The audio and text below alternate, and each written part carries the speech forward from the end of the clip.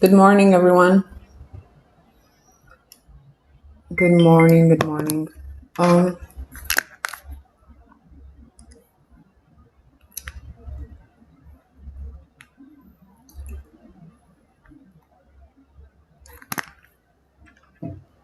Sorry, I was eating. I'm just gonna be ready in a minute.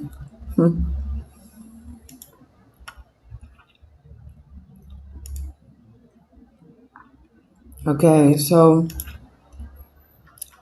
crazy price action today, huh?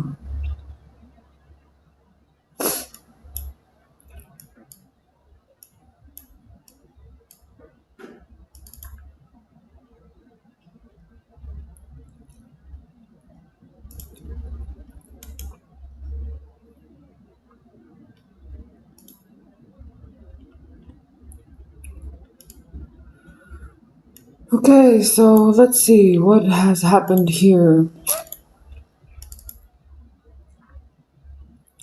So on the 1 hour, wow, so much sulfur. And this thing here, huh?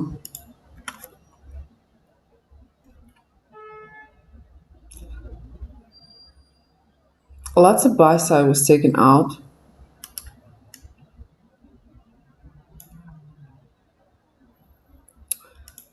But I see this.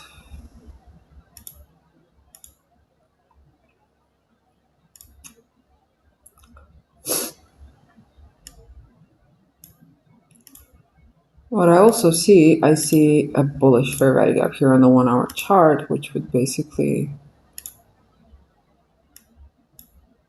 that could be like an obstacle in price. Moving down to,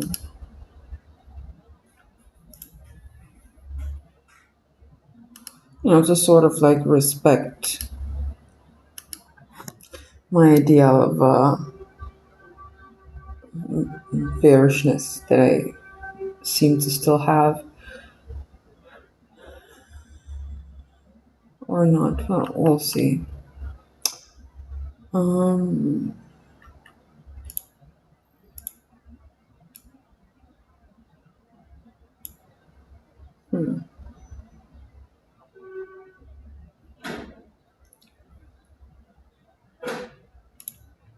So as usual, you guys, I'm just gonna start with marking the most obvious and most recent SMTs that occurred, and I'm just gonna start by doing that first on the 1 hour, because that's where the liquidity is, isn't it?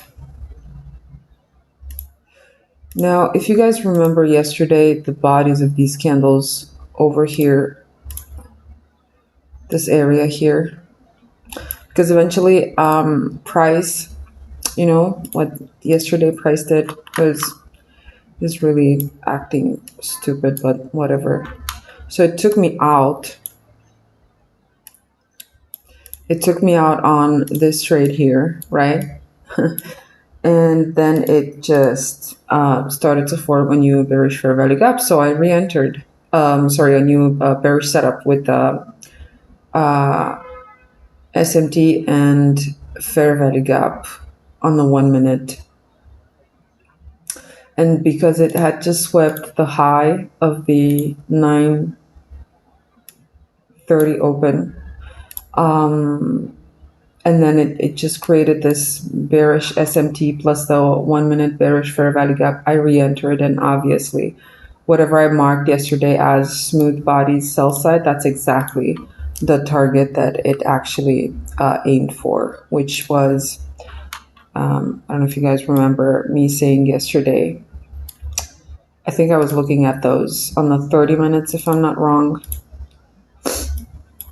because they really looked like really good. Yeah, here on the 30 minutes, right? And I said that it doesn't necessarily have to come all the way to that low over here, but it could just stop at the bodies of the candles, which is exactly what it did. Anyway,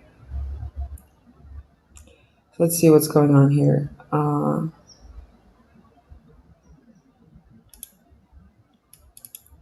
This is 12 a.m. open, by the way. By the way, guys, is the sound good? Is the sound good? The quality of the sound, is that okay?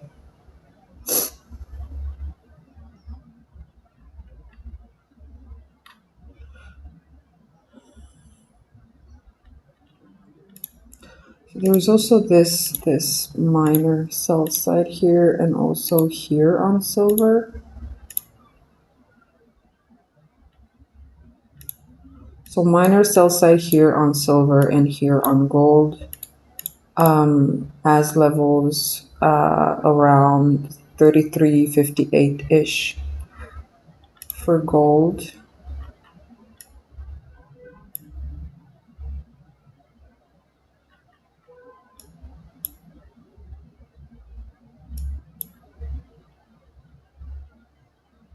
Technically speaking, we did have an entry, didn't we? Didn't I? Actually, I, not we.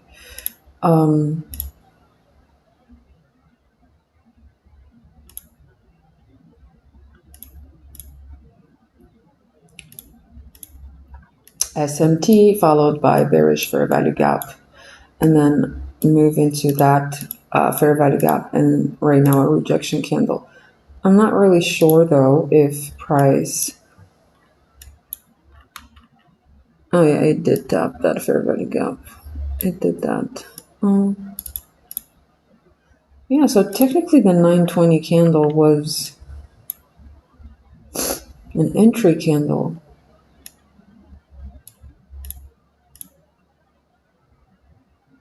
I do want to wait for 9:30 open still, because it's just 2 more minutes until then, so I think it's better.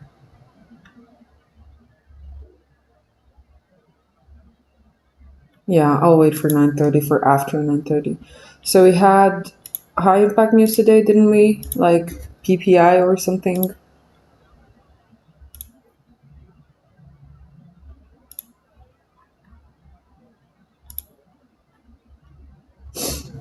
Yeah, and then that was at 8:30 a.m. New York.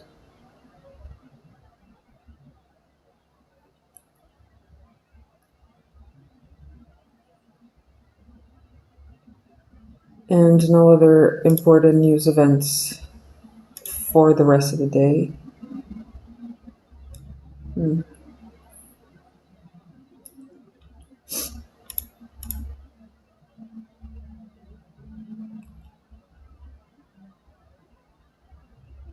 Simona, hello. Simona is new here in the chat. Hello, welcome. Welcome, guys, to everyone who is new. Don't forget to hit the like button, okay? Just hit the like button. Very soon, also, I'm also gonna fix the music issue, so don't you guys worry.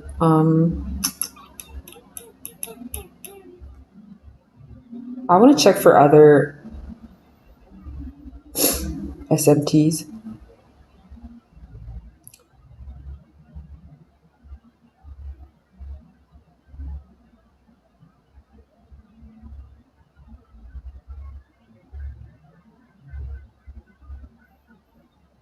As far as I can see, there's been another one here.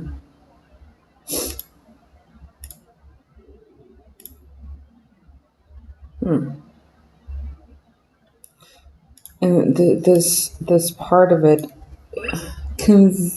conveniently sits right at 12-minute open, right on 12-minute open, I guess.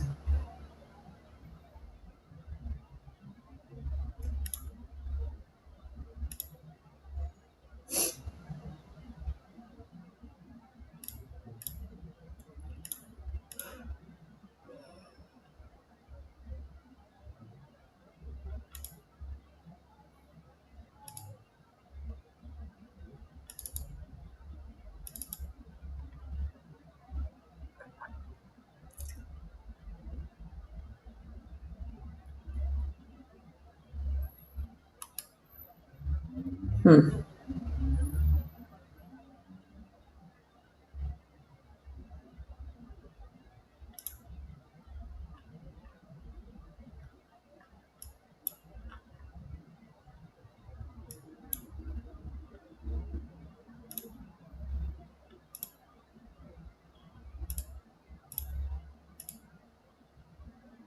Oh my God, what is going on with my trading view?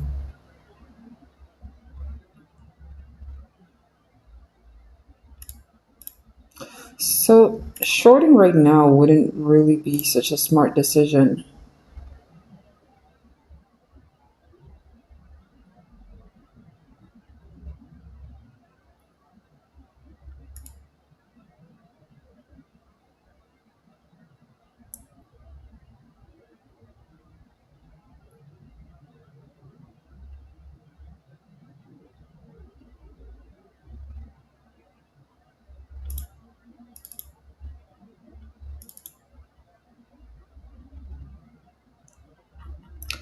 I don't see this on like a smaller time frame, but I can see it right here. Like I don't see this SMT on a smaller time frame, but I can see it here on the 1 hour. So at the bodies of the current candle and the previous candle. So I'm just gonna mark this here because it's weird. Oh, okay. Okay, I get it. Mm-hmm.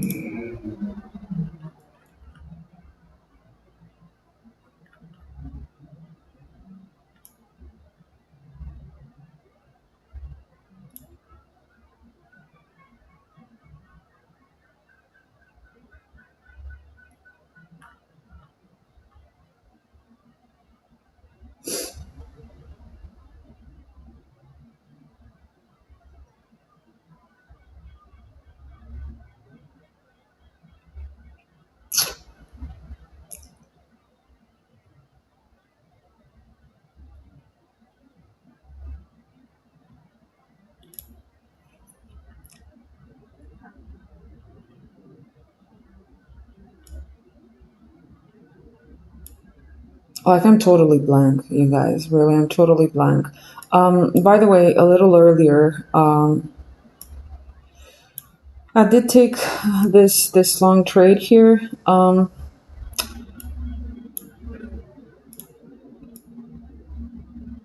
Price, with that move to the downside on the London session, it just had this beautiful accumulation here, also at 12 midnight, and then it just sharply moved away from that area.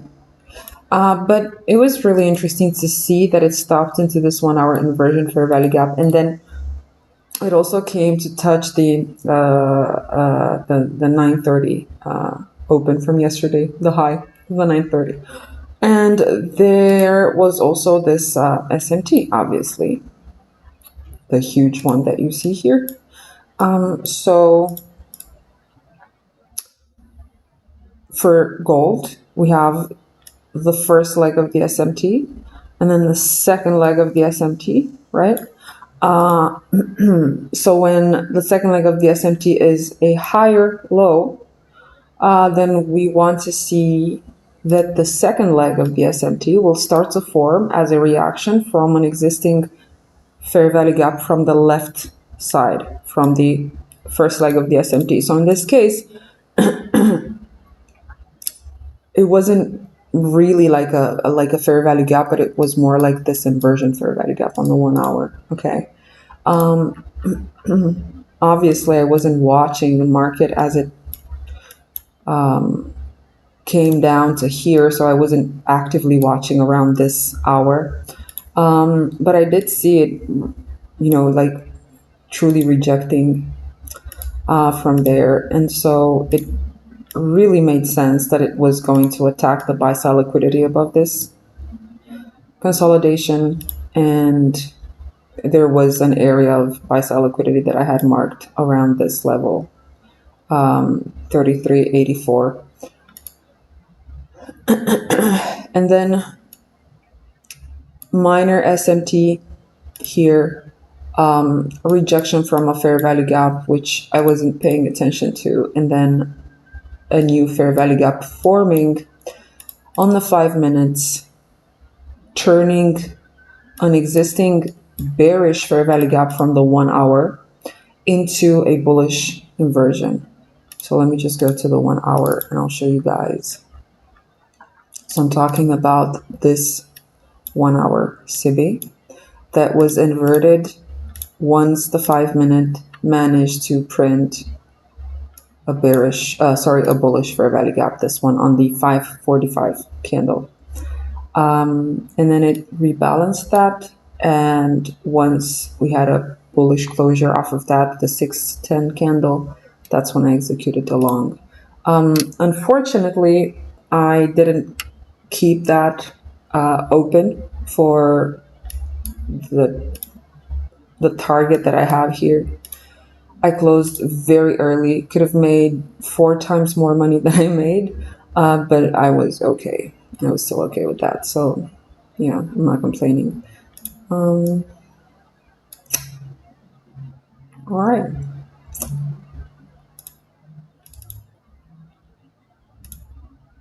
You know, did it ever happen to you that you have an area marked on your chart and you don't know exactly where it's coming from? Because that seems to happen to me a lot of times lately. I'm really curious what those lines represent around there, but whatever. The 2 red lines and the blue line higher up. Anyway. All right, so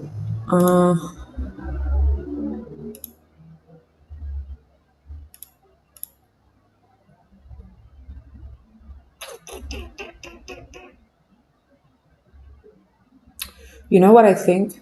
I think that price will continue. It could continue to move higher. And here's what I think.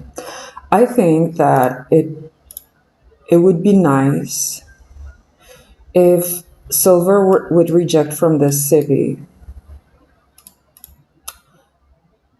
go lower to sweep this minor sell side over here. Gold would also come a little lower, sweep this sell side over here at 33.73.60-ish. Also tap the 12-minute open and the 1 hour BISI, the blue area you see here, this one.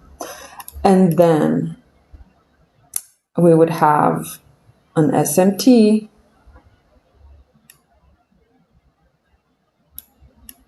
and then I could look for a long entry. Obviously targeting the buy side at 93.96 and then higher into 34.04.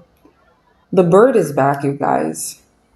So this bird, it's not a crow. I don't know what's the English word for it, but I'm gonna look it up now.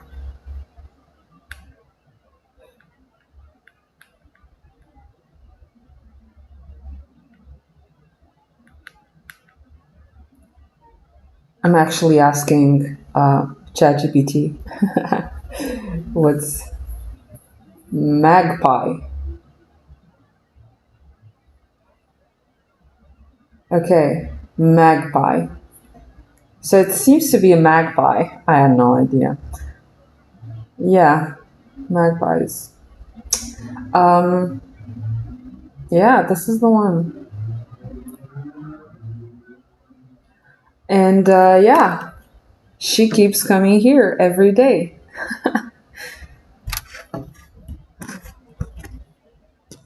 Let me just finish my dessert here. Sorry.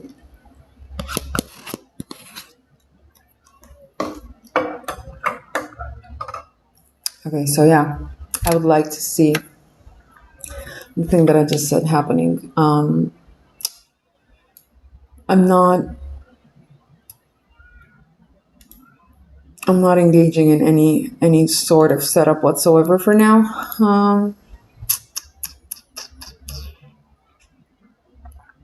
Someone asking, is the M5 continuation SMT confirmed on gold. Well, let's see how an M5 continuation SMT would occur.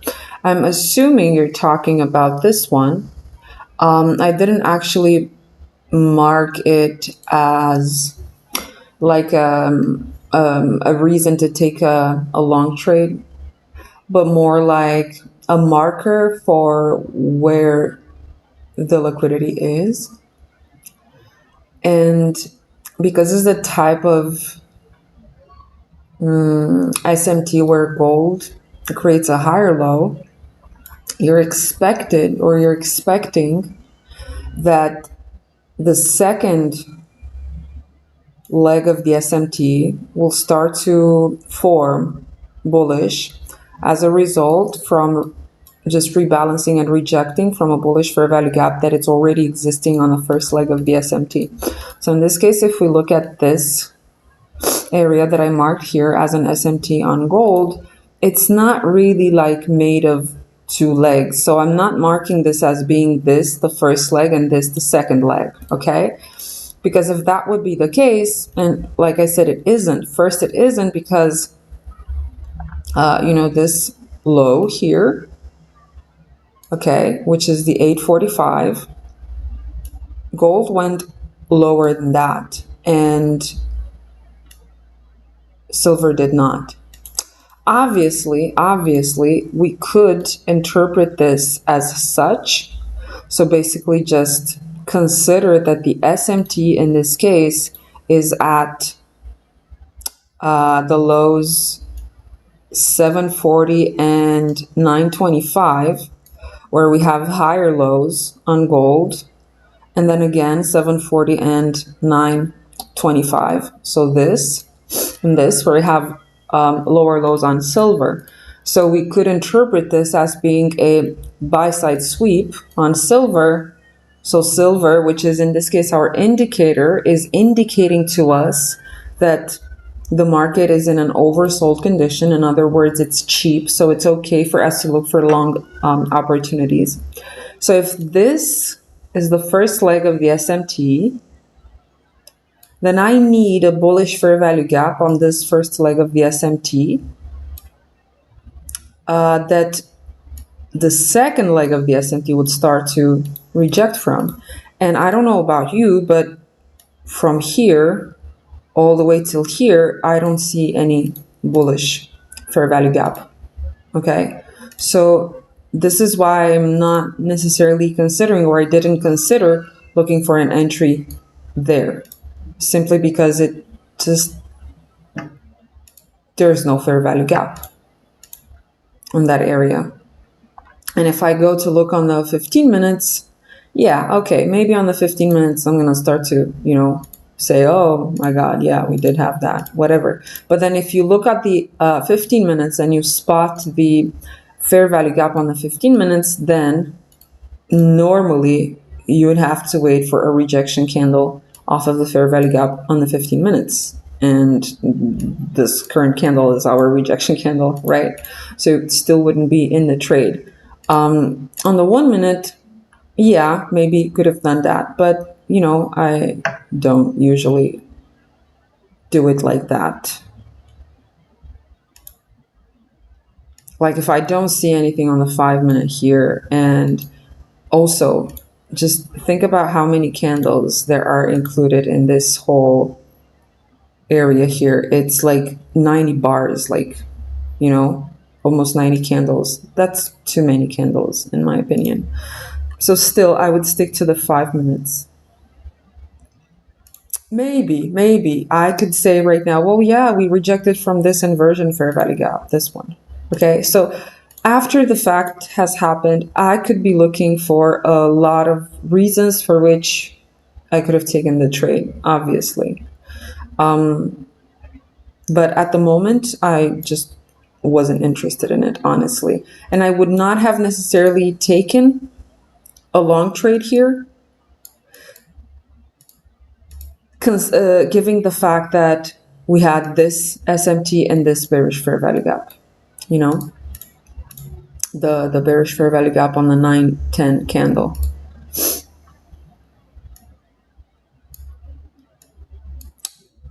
So yeah. So I'm okay with not taking any trade for now. I don't want to force anything, honestly.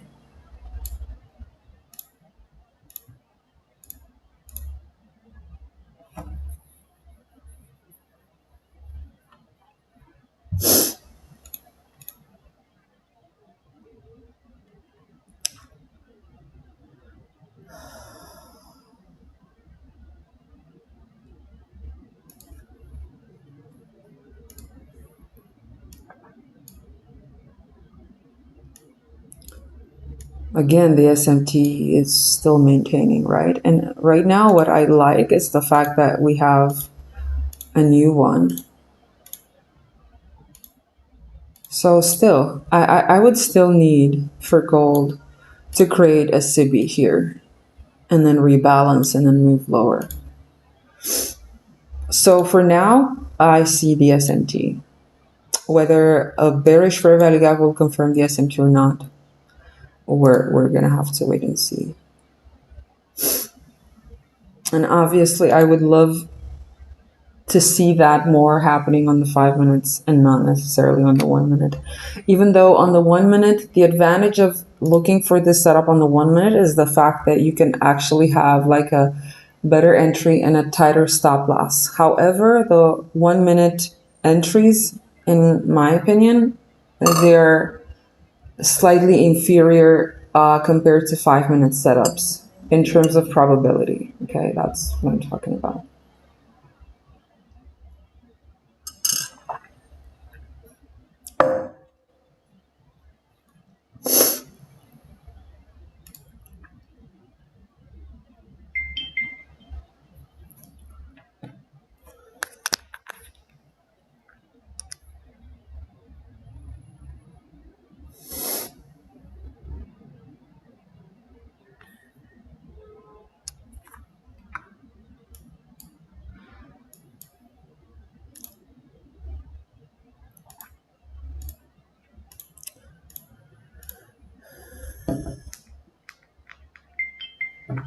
I mean, M1 versus M5. What I'm basically saying right now, it's pretty obvious that the momentum, at least on gold, the pair that I want to trade, is bullish. Okay, so because the momentum currently is bullish on the lower time frames, I want to trade. Not that I want to trade, but it makes more sense. It is more logic to trade a continuation setup on the 1 minute and a reversal setup on the 5 minutes. It would just make more sense, right? Because if I'm looking for a reversal and that's only going to be confirmed on the 1 minute, okay, it could look as a reversal on the 1 minute, but it might just be just a pullback, right? And then it would just turn back against me. Whereas if I would see a fully formed setup on the 5 minutes, a reversal setup on the 5 minutes, so a bearish setup, then the chances of that setup actually being high probability would increase simply because it's happening on a higher time frame. Okay? Now, on the other hand, if I will wait for a continuation bullish setup, so continuation in the same direction with the current momentum, which is bullish. So if I would wait for a bullish setup, a continuation setup on the 5 minutes to occur, chances are that I'm not going to have the full thing of it forming with the SMT, the fair value gap, the rejection from the fair value gap, simply because since we're talking about momentum upside, a bullish setup to form on the 5 minute, it would take more time to form, right? But since we are in momentum, then it doesn't really make sense to wait a lot of time for a bullish setup to form, because momentum will help that setup to form faster. So that's why it would make more sense to look for a continuation setup on the lower time frame, the 1 minute in this case, and then a reversal setup on the bigger time frame, the 5 minute in this case. So whatever goes against the current momentum, it is more logic to wait for it to occur on the 5 minutes. Whatever goes in the same direction with the current momentum, you can go ahead and take the shot on the 1 minute.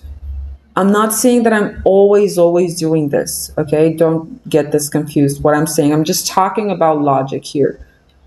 Okay? That's all I'm doing.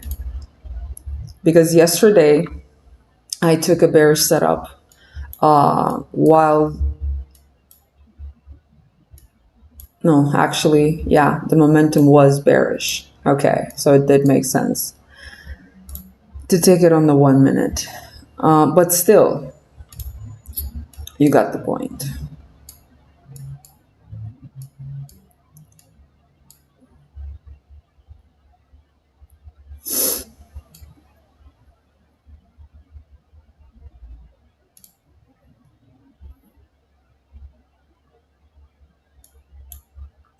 Also, there's going to be times when taking a reversal setup on the 1 minute, it's going to make sense because you're expecting momentum to increase or to start to be advantageous for the reversal side because of the hour that it's at right now, which right now it's almost 10 a.m., right?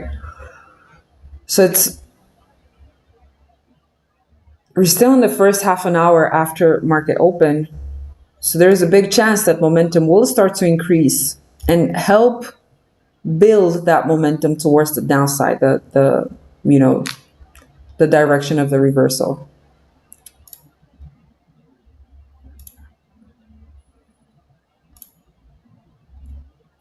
Because honestly, looking at it right now, okay, looking at it on the 1 minute,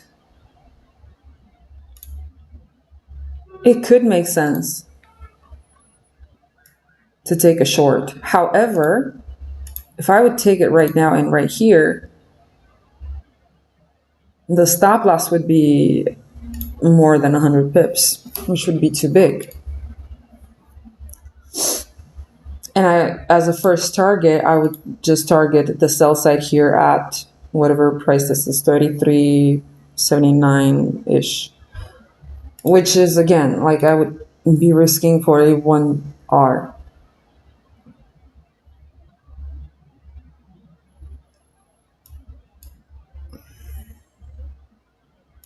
Hold on, you guys. I'm going to take a break.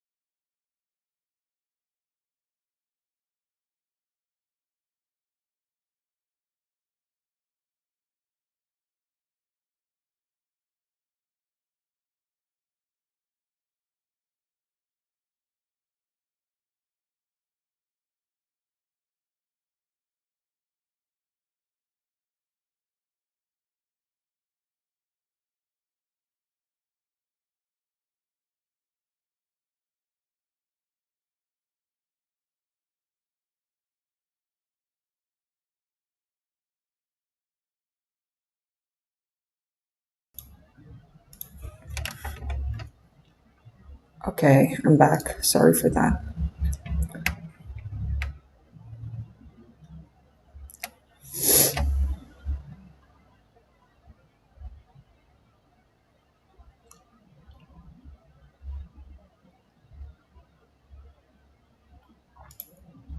So let's see, it's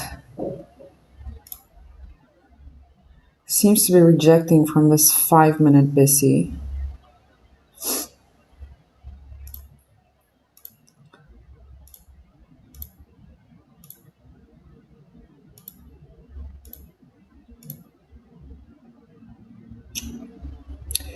If I would see silver sweeping this area here and then rejecting, at the same time when gold would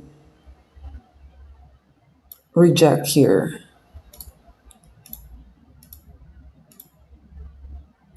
so I have the fair value gap, okay? Because this is the thing that you guys have to understand. You're either going to have the SMT, the thing that you see first, and then you're going to wait for a fair value gap to confirm your SMT. So in other words, I'm going to see gold creating a lower low. At the same time, silver creates a higher low. So I have the SMT, right? Now, because of the break in correlation, because of the crack in correlation of the two pairs, I'm thinking that most likely gold going under this low here when silver isn't, okay, would make more sense to be just a liquidity sweep, and then price would start to move up. But in order for me to have that conviction, I need a bullish fair value gap to form on gold after that low was taken out, okay? So in this case, I have the first thing that occurs, chronologically speaking, is the SMT. That's the first thing that occurs, right? And then the second thing that occurs is the bullish fair value gap on gold, which is basically confirming to me that the sell side over here was swept, and right now it's likely being used to bear it with smart money long orders. And then I just wait for a pullback into the fair value gap and then a rejection candle, and that's my long entry, okay? So in this case, I have the SMT, which is the first one to appear chronologically speaking, and then a bullish fair value gap confirms that I was looking at a liquidity sweep, okay, and not a break of structure. The other setup, the other model is where price created a fair value gap. So now you're asking, will that fair value gap hold? Will it support price? So you don't know if price, once it comes down into this fair value gap, you don't know whether the fair value gap will support price and it will send it higher. So the thing that you have to wait for in order to have that confirmation is to wait for an SMT. So in other words, you would wait for silver to create a lower low, and you would want gold to not create a lower low. You still want gold to stay stuck in that BISI. And once silver goes lower under the low that formed at the exact same hour in here on both pairs. So right now, in order for me to consider, to have a strong conviction that whatever bullish fair value gap was formed here on this last move to the upside on gold will hold price, I need to see silver come under this low at 925, which is formed at the same hour with the low here on gold. Okay, so I want silver to sweep 925, but I don't want gold to sweep 925 because supposedly silver is sweeping, it's oversold, and gold is finding support in one of the fair value gaps, one of the existing fair value gaps. So in this case, I have the fair value gap first, and I don't know if it's going to hold. And therefore, silver sweeping sell side and then waiting for a rejection candle on silver, and obviously also on gold, a rejection candle from one of these BISIs, that would be the confirmation that price is likely going to continue to move up and that it just found support into one of these BISIs. Okay? That's the idea.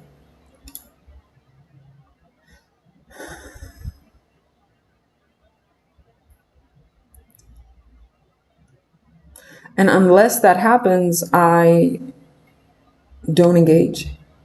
Okay? I don't care if gold will reject from this fair value gap right now. And you can clearly see it is rejecting.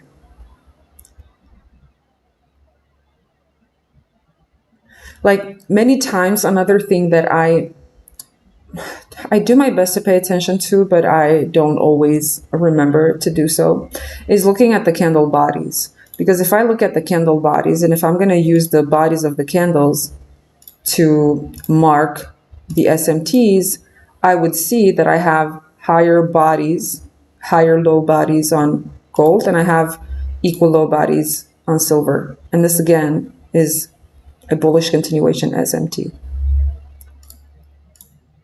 Okay, so what I'm saying is that it doesn't have to necessarily, like silver doesn't necessarily have to sweep this low here, but it is important that gold wouldn't sweep that low for me to consider that one of these fair value gaps is enough to look for a long entry confirmation. Because if gold would sweep that low and silver would not sweep this low, the same low, 925, then I would wait for a new bullish fair value gap to form here by gold, retap it, and then move away from it.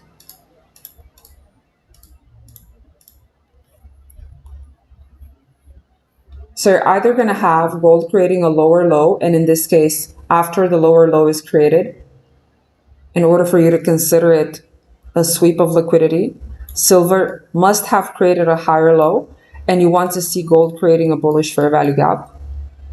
Or there is an existing bullish fair value gap, gold descends down into it and starts to reject from it, and now you just wait for silver to create a lower low. And that would be the second model. So honestly, it's just really simple.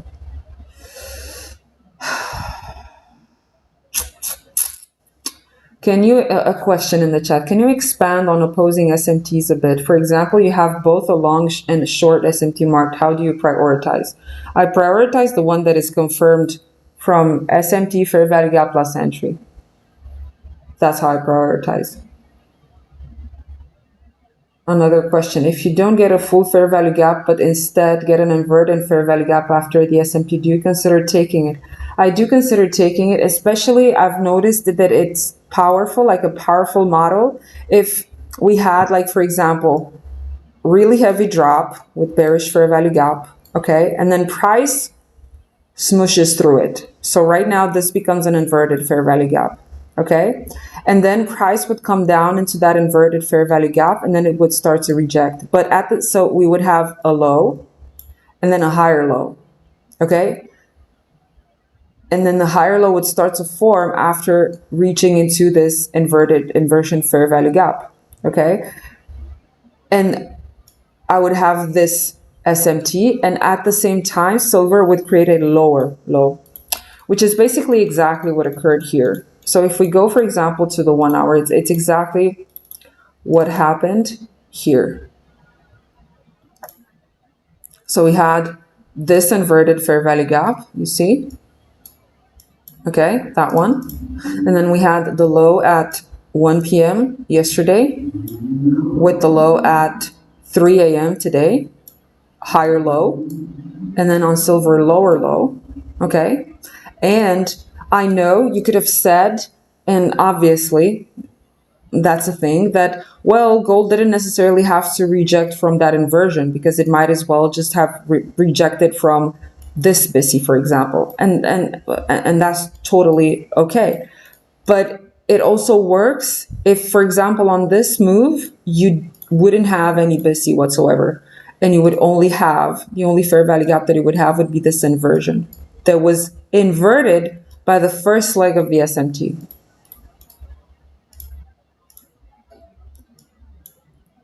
Hope it makes sense. Okay, so the way I see it here Okay, I'm just gonna mark this over here but I don't really feel comfortable taking a setup like this, okay, where I'm looking at the bodies of the candles. I see relatively equal lows on silver, okay, and then I see higher lows on gold as a rejection from an existing fair value gap. Now, if I look at the S&P matrix, this would make sense only if the traded pair would display the equal lows, and then the indicator would show higher lows. Because if the traded pair would display equal lows, that would basically mean that the traded pair is forming support and that the indicator pair is showing strength because it's just creating higher lows. So in this case, it doesn't really make sense for me to consider it a divergence unless I would want to trade silver, which I don't. Give me a second, you guys.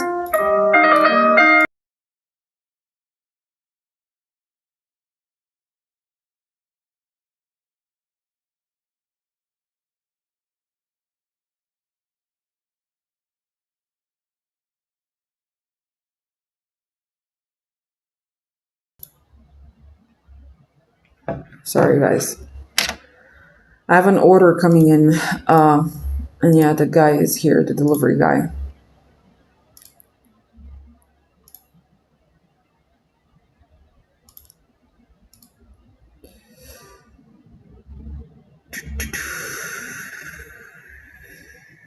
Another question, what's your entry for inversion fair value gap? You enter once it gets broken or wait for a retest and full candle closure?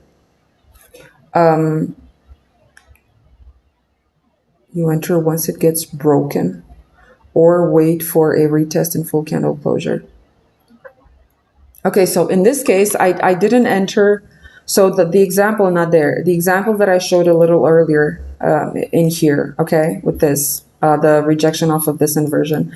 I didn't enter here, okay? I still need to see some form of SMT that is going on right here. And I didn't see that at the moment, okay?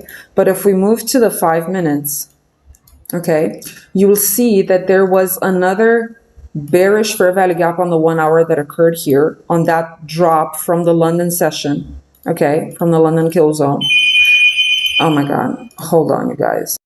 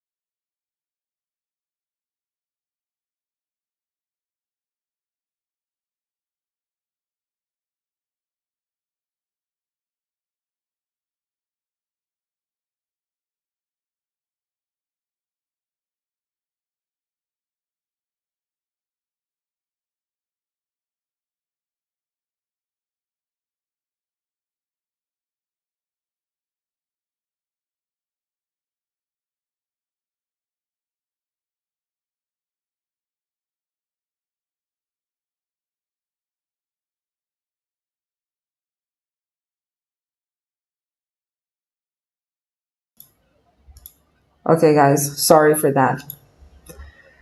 Okay, so what was I saying? I was saying that if we go back on the 5 minutes, okay, like there was that other inversion on the 1 hour that occurred today on the London session, okay, and that led to price dropping down inside the other inversion on the 1 hour. Okay, so in this case, the bearish fair value gap here, the one that formed today on that move to the downside on the London session, that became, I consider it to be inversion only if it's if price will form an obvious bullish fair value gap on a lower time frame, and you can see that it did that here on the 5 minutes with the 554 with the 545 candle.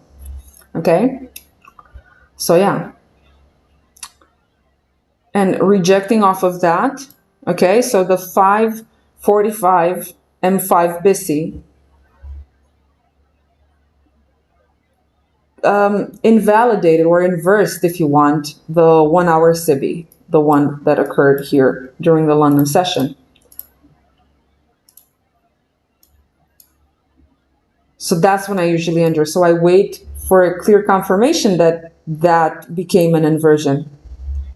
Okay, it's not enough for me to consider that it became inversion just because price closed above it. It has to close above it with a fair value gap.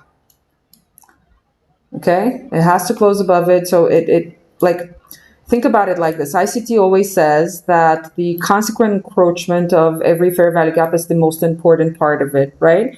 So the midpoint of that 1 hour SIBI here, okay, can you see how the BISI here on the 5 minutes on a 545 candle, like, really smashed through the midpoint of that 1 hour SIBI. Okay, and if I am going to put a fib here on this 5 minute BISI, you're going to see that the midpoint of that will fall almost perfectly in the same area with the midpoint of the H1 fair value gap that just got inverted.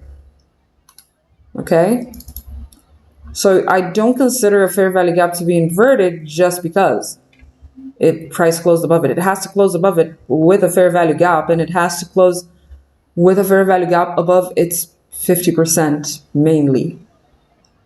And obviously there was also, because I never want to trade without a fresh SMT, even though I had the older SMT, okay, the one from the 1 hour. I always want to have a fresh SMT, which that occurred here, where gold created a higher low, and then we had silver here creating equal lows. I hope it explains. Okay, so still there isn't a lot going on, right?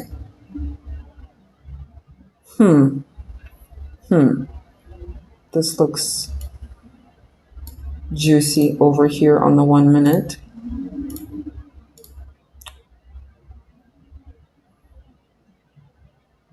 But just look at this.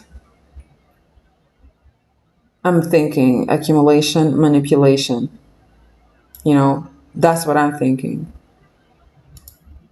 Obviously, it doesn't have to be that. Plus, the way I see it right now, I see a slight form of SMT.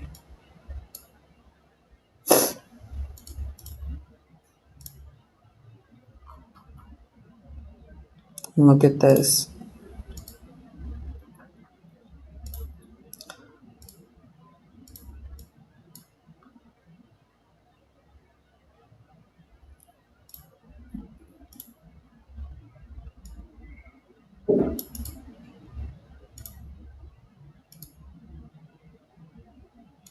All right. 33.84.30. 33.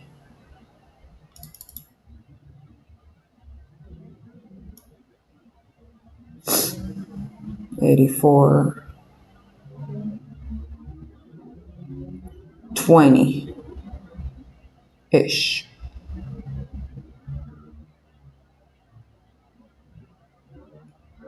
Okay. It's probably a dumb decision to do, but take a setup on the 15 seconds. But yeah, let's see how it's going to play, or if it's going to play.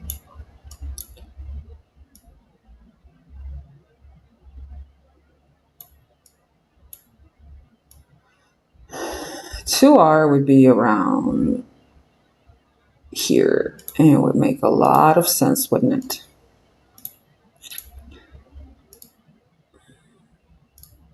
Okay. I don't think it's going to happen, but yeah, obviously. Why would it?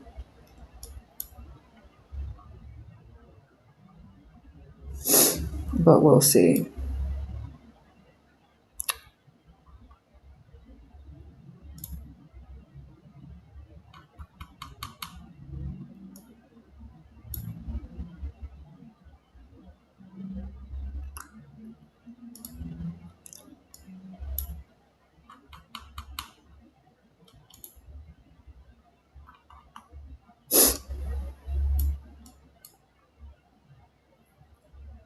God.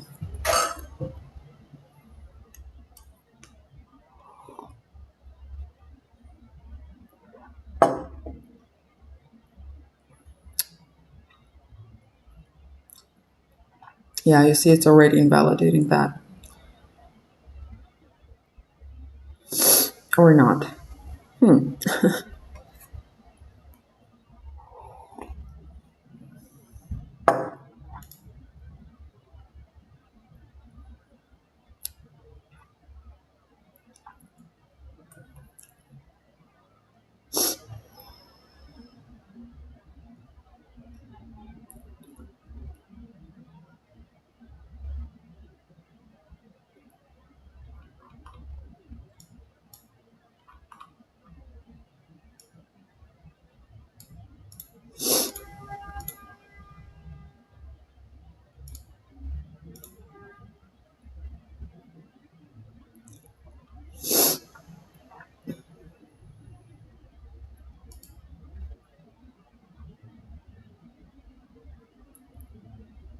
Okay, let's go back to the 5 minute and see exactly what is going on here.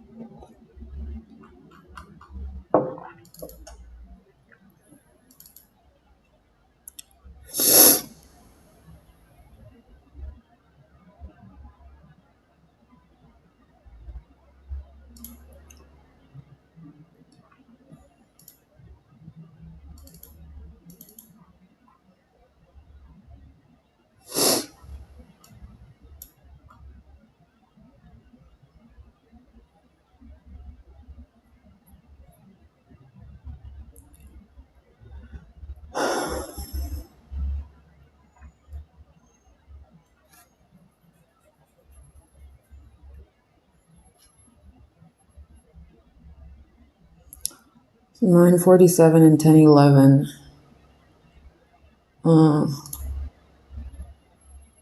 This one, and then this one. It's what I call like a inception fair value gap, where you have a fair value gap, in this case the second one, which forms as a reaction off of the previous fair value gap.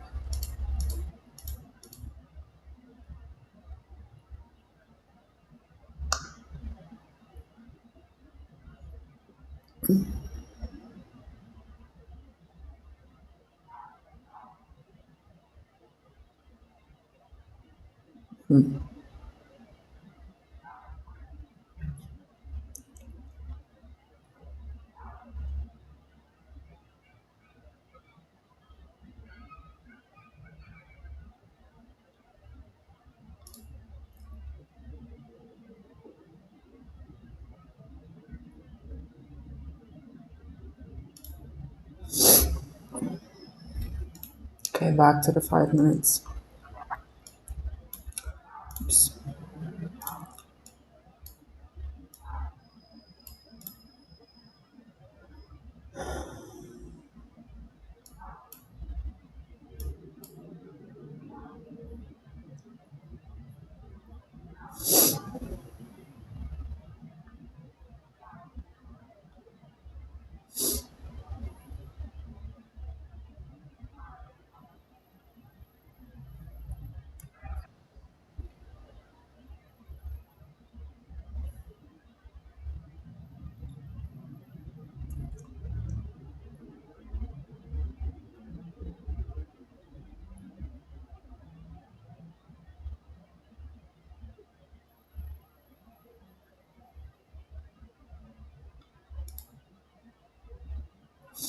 Looking at this 5 minute BISI here from the 935 candle, if I drop to the 1 minute chart, I would say that it's been inverted by the 1011 M1 SIBI.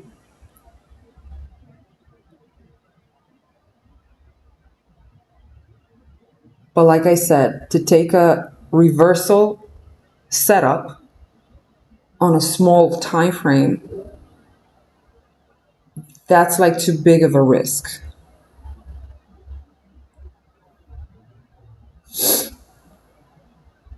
Or, at least in my opinion, the way I see it logically.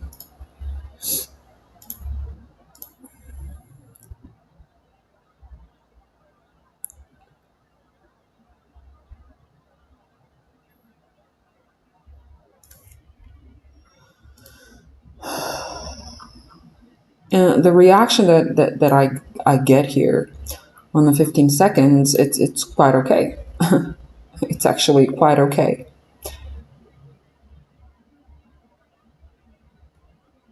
Yeah, it's a really good reaction. And we've got relatively equal bodies with higher low bodies. Well, we'll see if it's just going to continue to develop the same.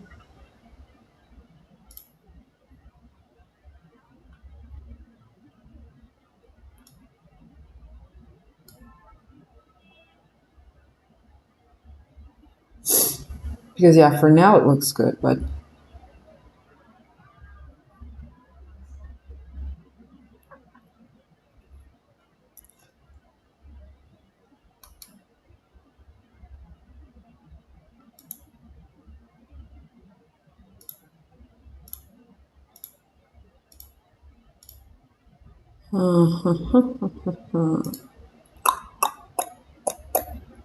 so oh my god, 15 second entry.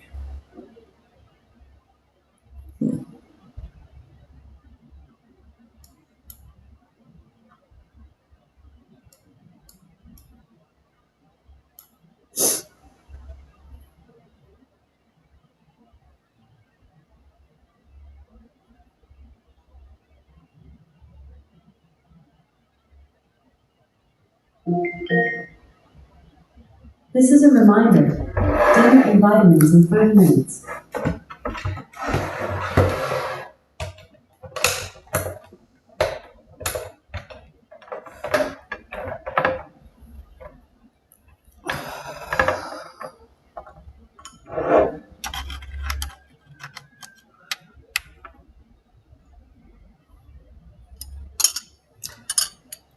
%0.5% in profit for now.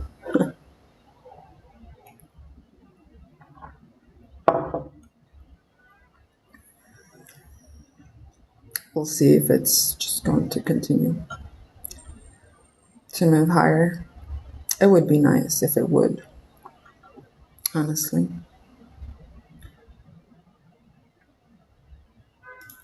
What's the 5 minutes saying? You know what it would be nice? It would be nice if it would form this BISI here, like that. It would be really nice on the previous M5 candle, on the 1020 candle. That would be really nice.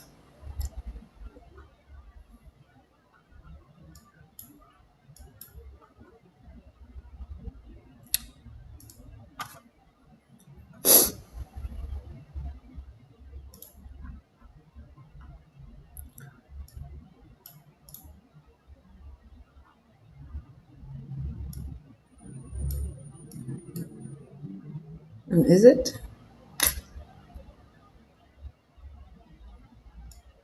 So I'm already considering this one as a bullish inversion, the 1011.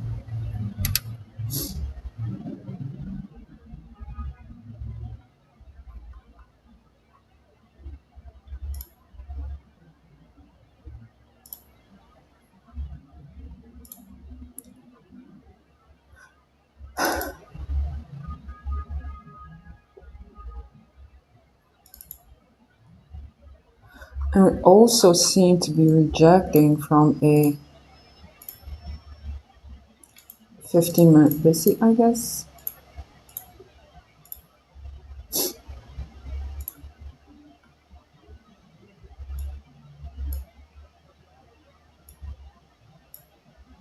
But we'll see.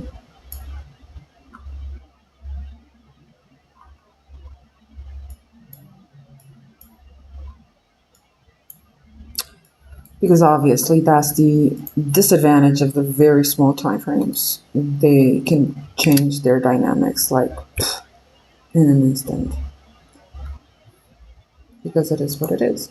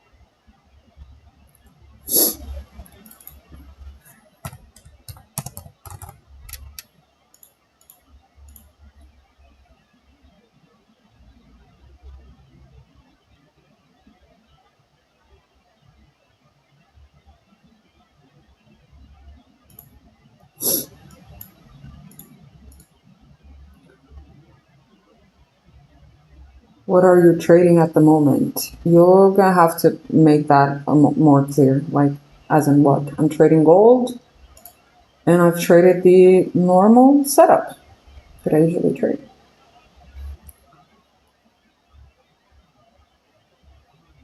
Only that I've taken it on the 15 seconds.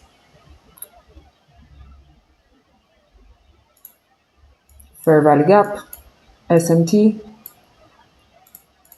and rejection from the fair value gap, which happened here.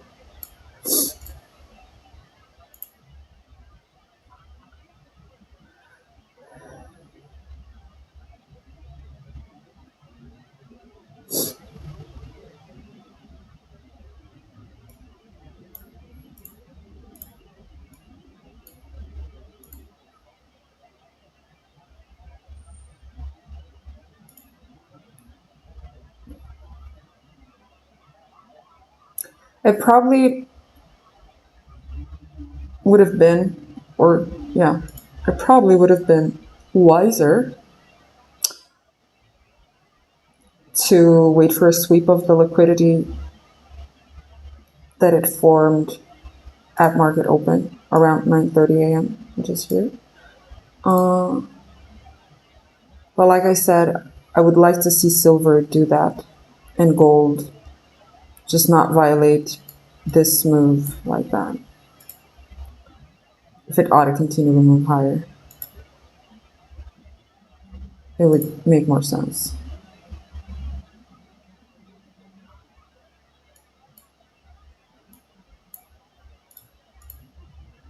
Do you trade NASDAQ or US 30 at all? No, I don't. I only trade gold.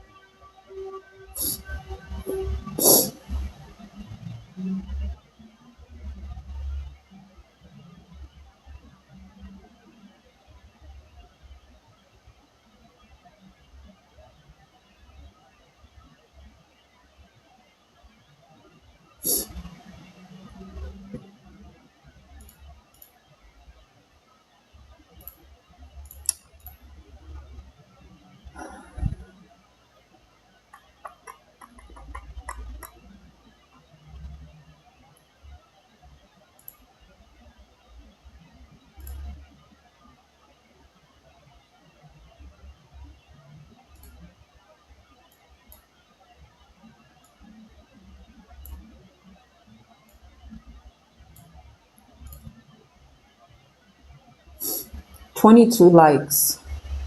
I only deserve 22 likes. You guys, seriously? That's how many likes I deserve for this live stream? Just 22? Okay. I guess it's all tied to the number of viewers, right? Not too many viewers.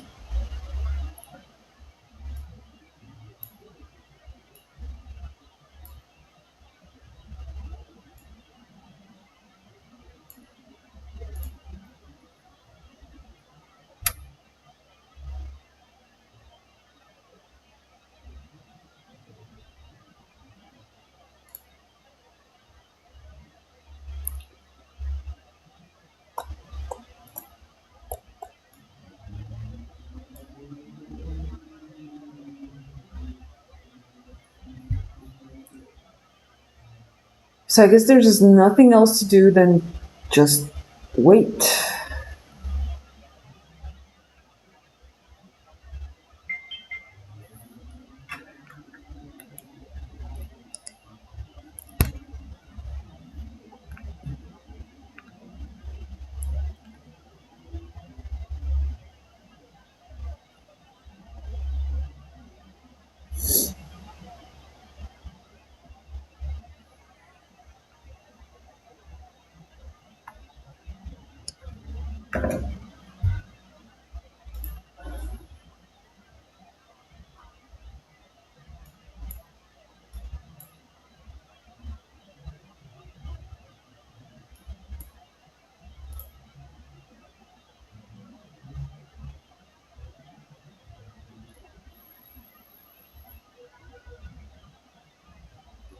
Might have been, like I said, a dumb decision to enter long, because there is this area here. 33, 79, 60. And it could just sweep this little low, take me out and then move higher. A lot of things can happen.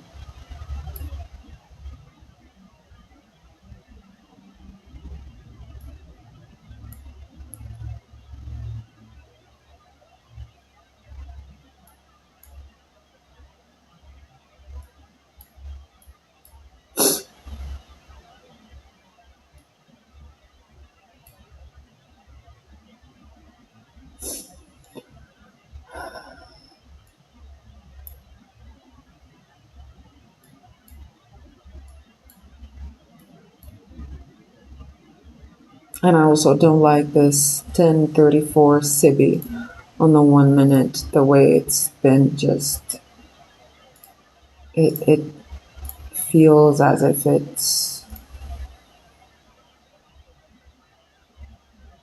reversing the N15 BISI.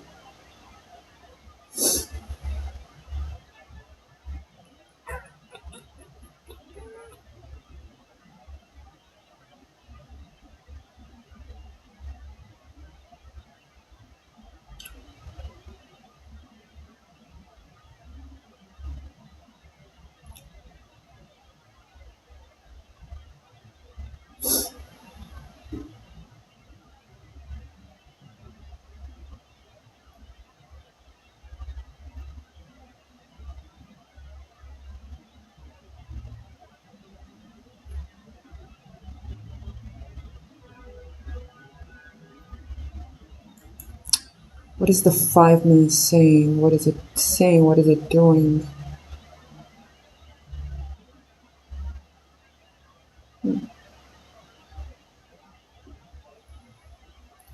Not too much.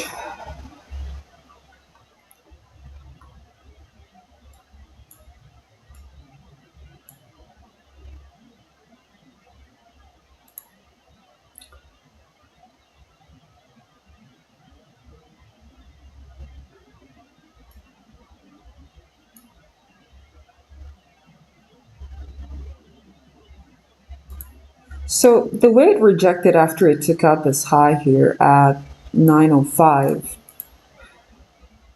because it did reject, right? But it's not creating imbalance,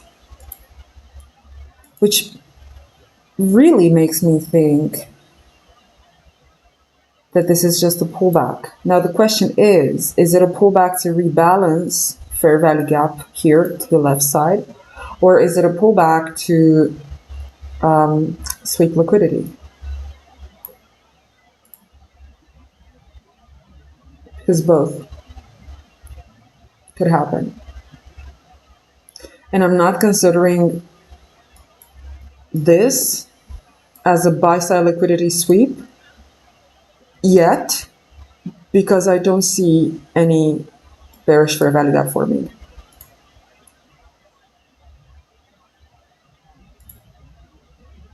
Of course, if I go to the 1 minute, there are lots of bearish fair value gaps forming, obviously, but that's not the point. Like I said, if I'm thinking about the reversal of the previous momentum, which was bullish, then it would make more sense to look for a higher time frame reversal setup, higher than the 1 minute. That's what I'm saying. Which the next one, obviously, it's 5, and we don't see that yet.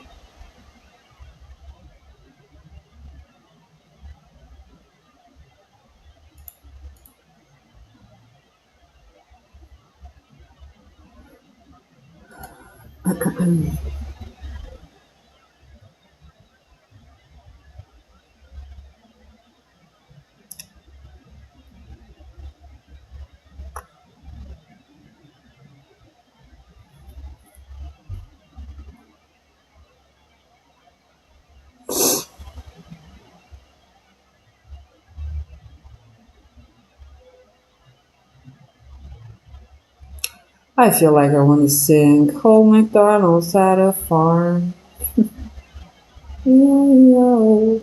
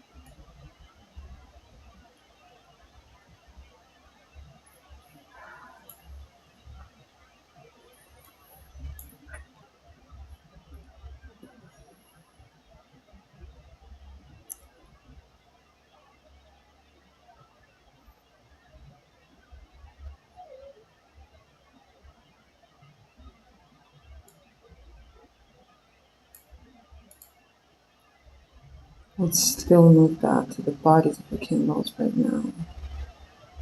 It's still showing, but it doesn't make sense.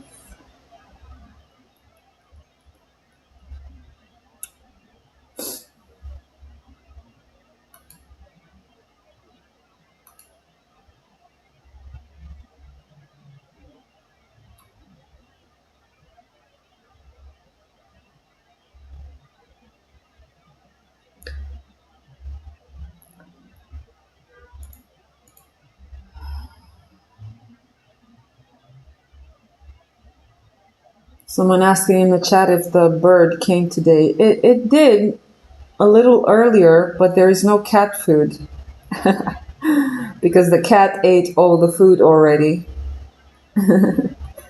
And there's no cat food. And I saw her, the bird. She came, she looked, and I think it was the same because she's definitely looking where the cat's food would normally be.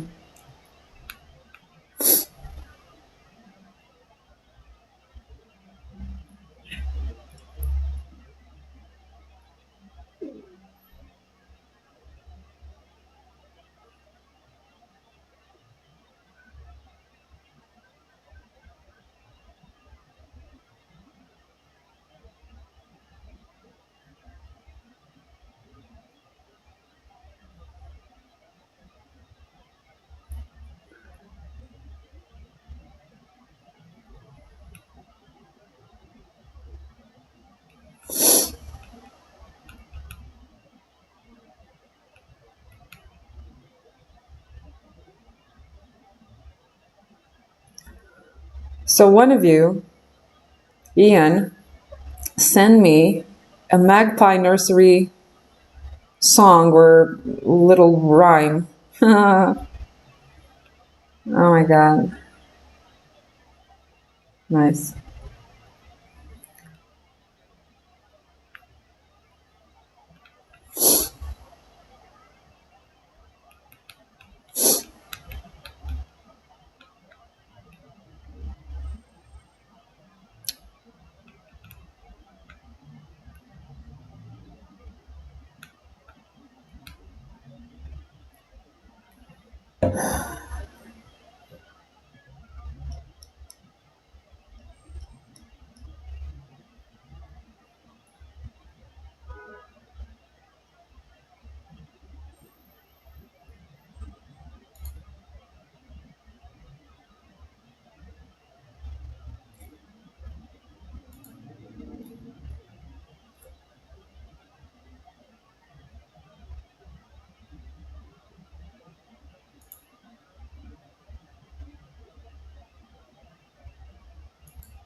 Wow.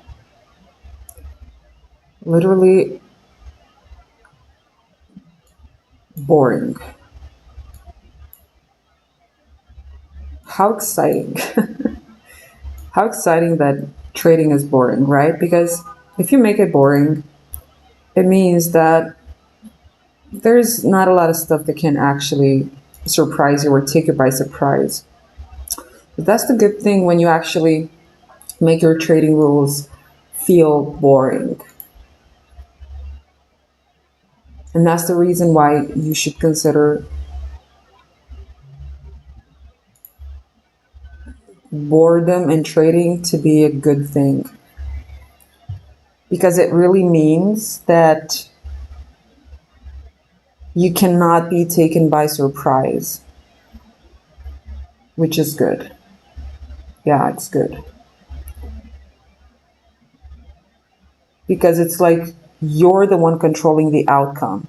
And when I say that you're the one controlling the outcome, I'm not necessarily, or I'm not saying that you're the one controlling the result of the trade, because the outcome is not the result of the trade, whether it's a loss or a win.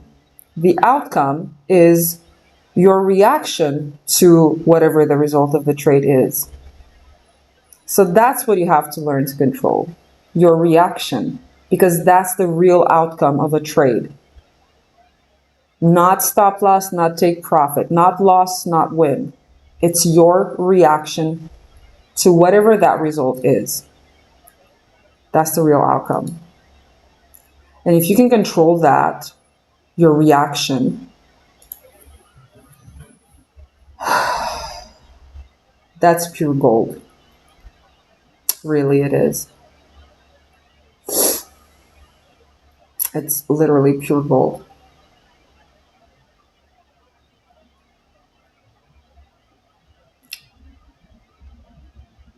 Because honestly, it's the only thing that you can control.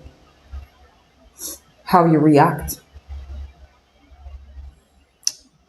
Except for that, nothing else. You can't really control anything else.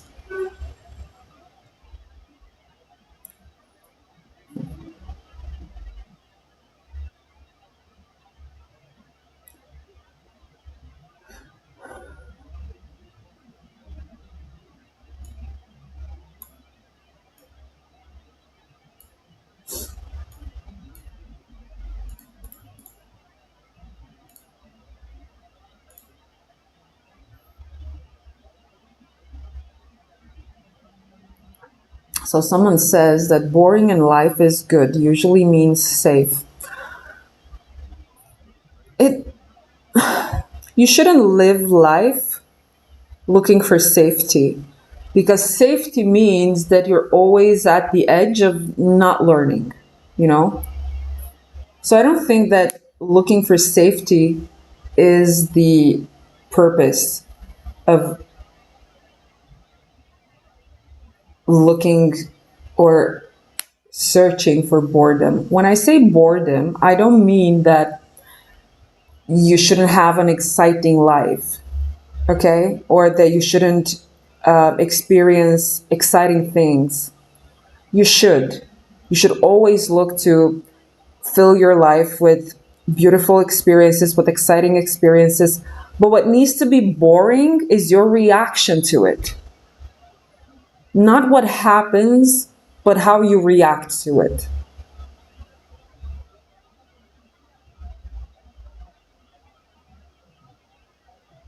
That's the thing that has to be boring. Because, living your life from a place of safety, I don't know, you're going to reach the end and you're going to ask yourself, okay, why did I leave for? Like, what's the purpose? Like, what did I do? Nothing. I didn't grow. I didn't learn. I didn't do anything. So don't look for a safe life. Rather, look for a life that challenges you through external experiences that you will have the strength to not react to.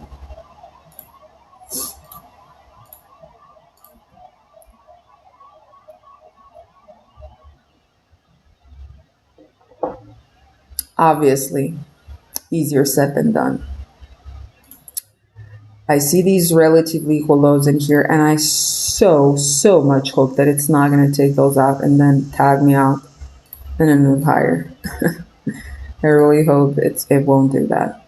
And even if it does, that is what it is.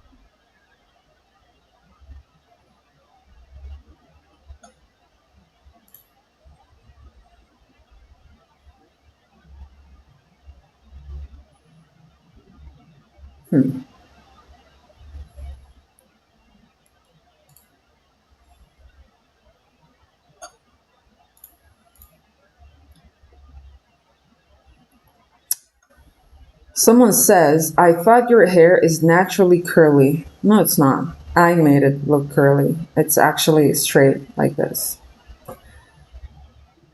Very straight. Straight.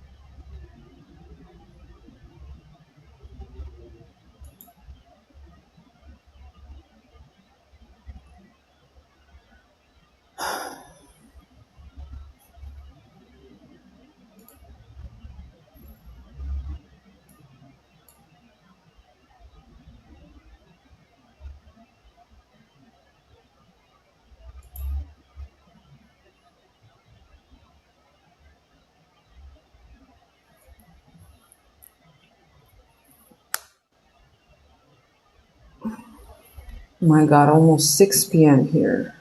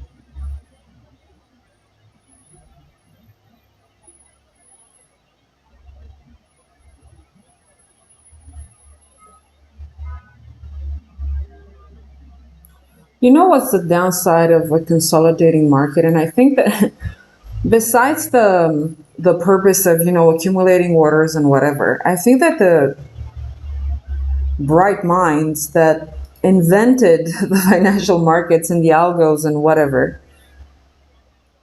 I think that another reason for which they've actually made price just be stuck in a range, have this type of program, is because, like, I'm watching my thoughts right now, right? And when I entered the trade on 15 seconds, I was like, yeah, okay, it makes sense for me to take the trade. But then the longer you stay in a trade that goes sideways, it doesn't go against you, it doesn't go in your favor, it just sits there for a lot of time, and you just are caught in between. The more price isn't moving, the more your mind, or in this case my mind, the more my mind starts to look for reasons why I shouldn't have entered the trade, why I should get out of the trade, why I should actually look for short trades, why, and right now I'm just asking myself, right? Would it make more sense for me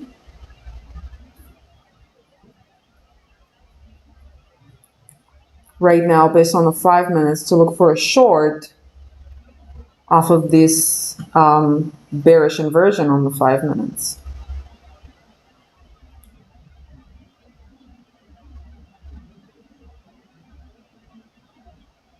But it doesn't really fit with my model, does it?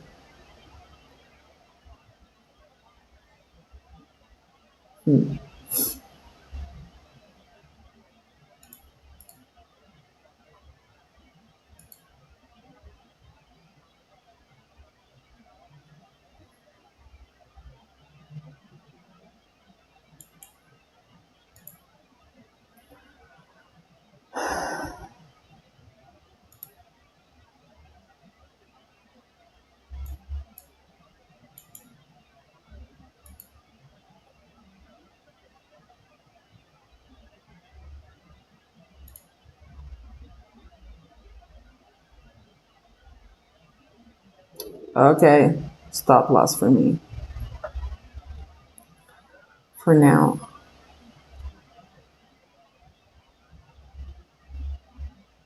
If it just took me out and right now it's going to start to go the opposite way, oh my God. I'm starting to get used to that, which is a bad thing. Because once you get used to something, you just invite more of that thing in your life, right? Without really knowing it.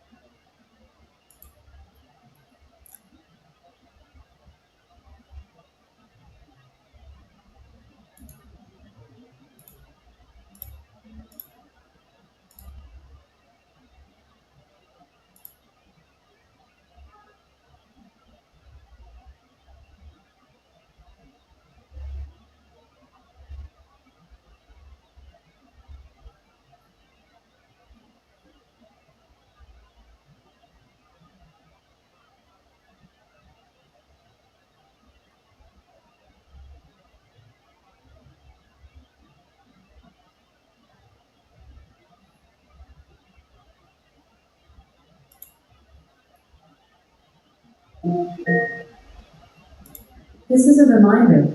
Trisha, time to eat. This is a reminder.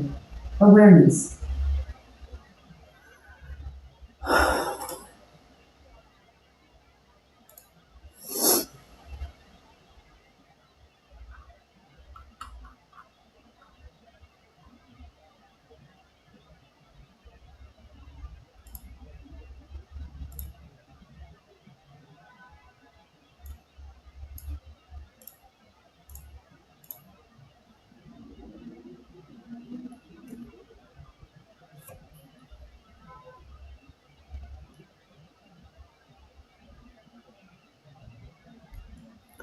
Yeah, a lot of consolidation going on. Quite a lot.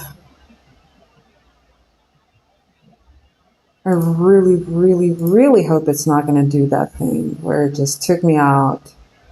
And right now it's just going to start to go backwards.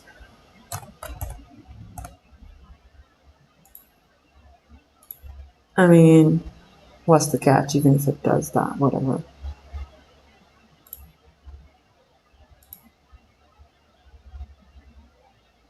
It's probably going to do it.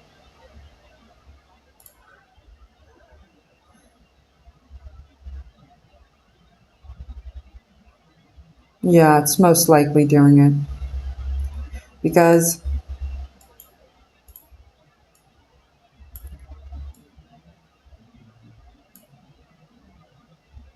even if I would take these two lows as such, and that would make perfect sense right now as a freshly formed SMT right here. A lot more visible and more logic on the 1 minute. But it would still need to be confirmed by a bullish fair value gap. And it could still work on the 1 minute simply because it is a continuation in the direction of the current momentum, which I'm not considering that the current momentum is bearish, because under any circumstance, in my opinion, this is not bearish momentum. Okay.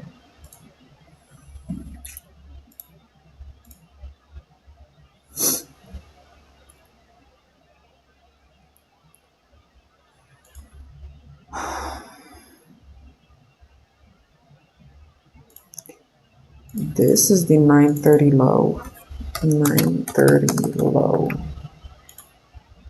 And that's the 930 high. Okay.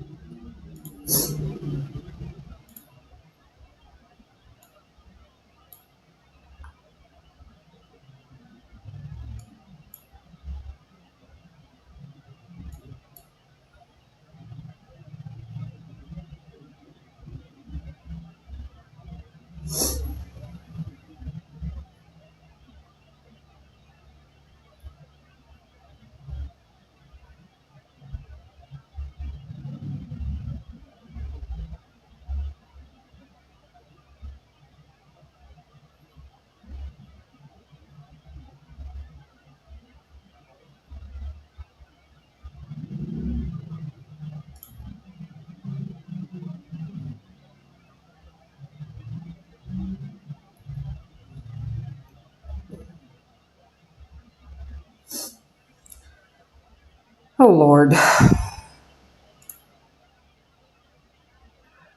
I think apart from Monday, was it Monday? Yeah, I think it was Monday. Apart from Monday, all this week's live streams have been so boring. But I don't know if it was Monday or Tuesday. I don't remember exactly.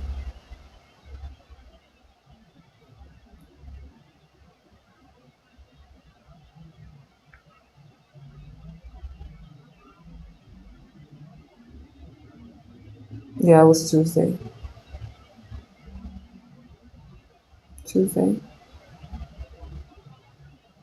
Monday boring, Tuesday wow. Yesterday boring. Boring as in I'm not saying about the result of the trade. I'm seeing basically how fast price moved. Tuesday moved really fast. The setup from Tuesday, what date was that? That was 10th. The 10th.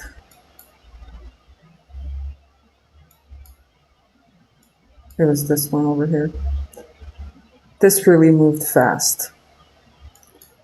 But Monday was slow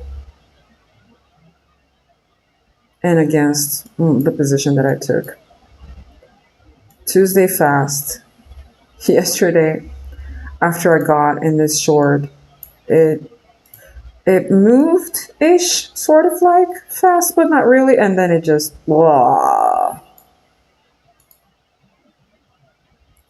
And then it reached here, it took me out, and then again, just doing absolutely nothing for, I don't know, from 10:45 till 11:30, almost an hour.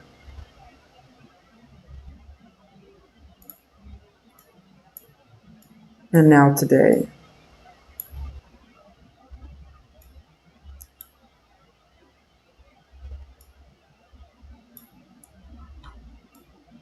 Stagnant, I would say.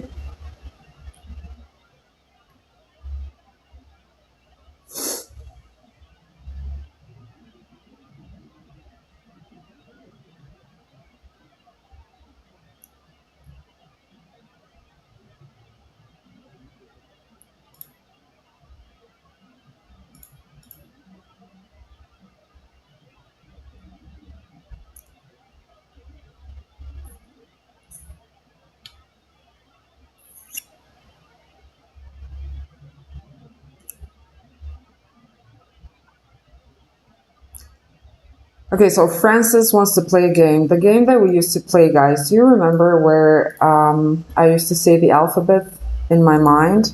And then you guys would say stop. And the first stop that would pop in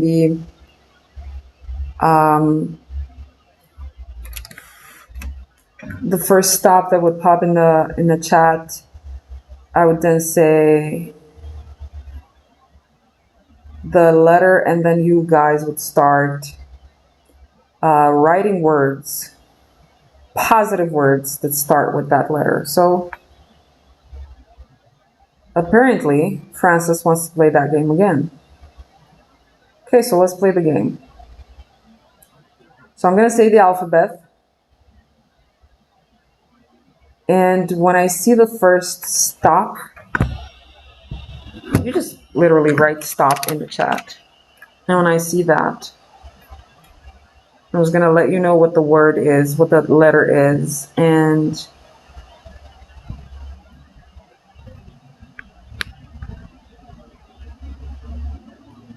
you guys can start writing words, positive words that start with that letter. All right. So let's do that. Okay, so I'm going to say the alphabet. I'm going to start saying it. A.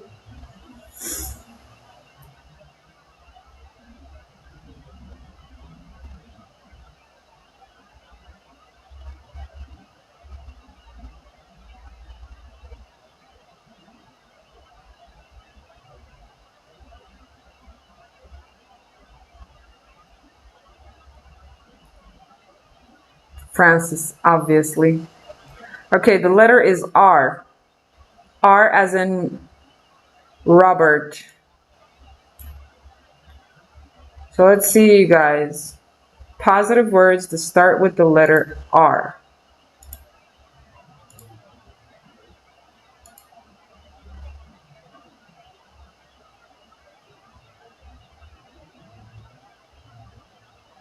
Right. Right. Okay. Come on, you guys. Where is your inspiration? It's a hard one, huh? R.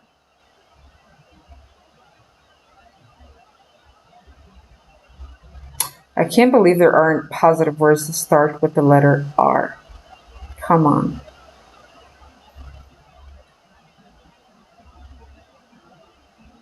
No? Relieve.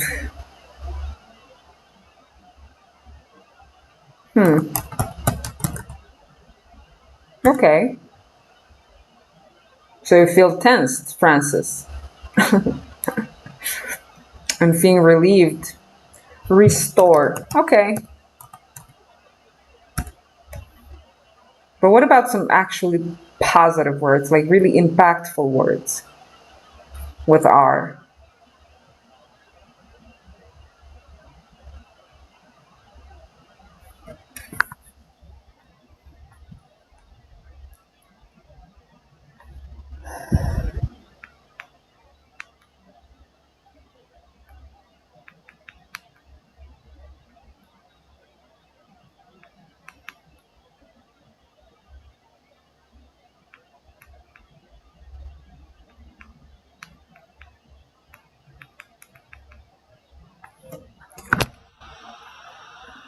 So what do you guys say?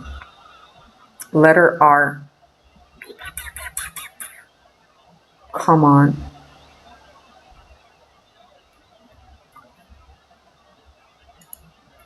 What about reward? What do you guys say about reward?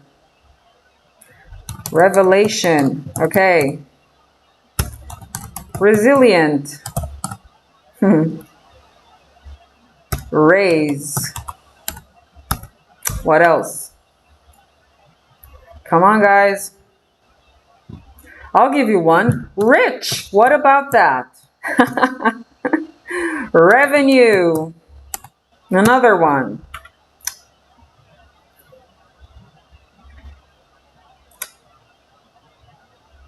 Come on, you guys. What about radiant?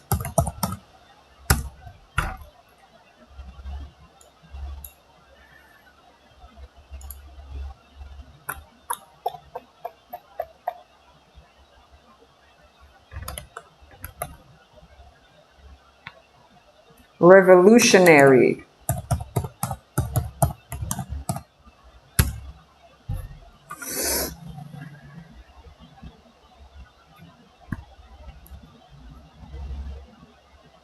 Recognition.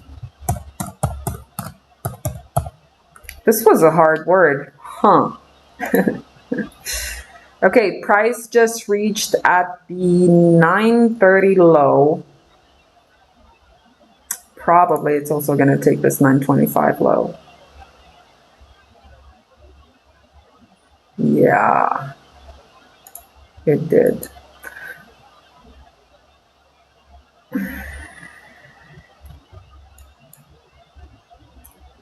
Now the question is, what is it going to do from here? What is it going to do from here? Is it going to go backwards? Reborn, someone says here. Let's also write that one. Reborn. Reborn. Okay. This was a tough one, right?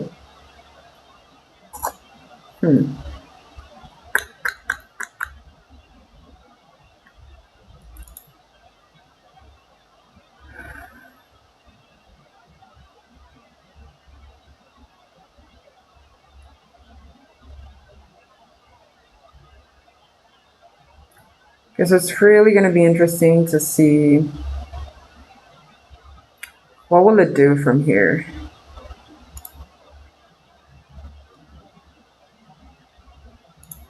$15. It doesn't look in any way, at least not for me. 30 minutes, 1 hour. Yeah. Only reason I see why, I could have taken this was just to consider the 935 BC of being inverted by the 10-11 Sibi on the 1 minute.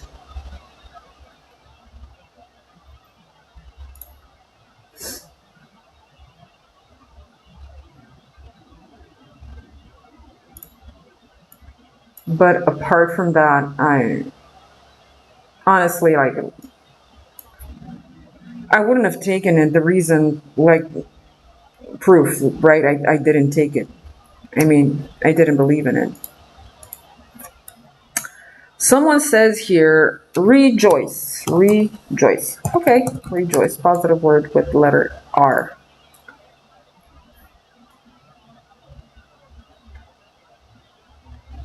Respect. Okay, wow. Yeah, respect.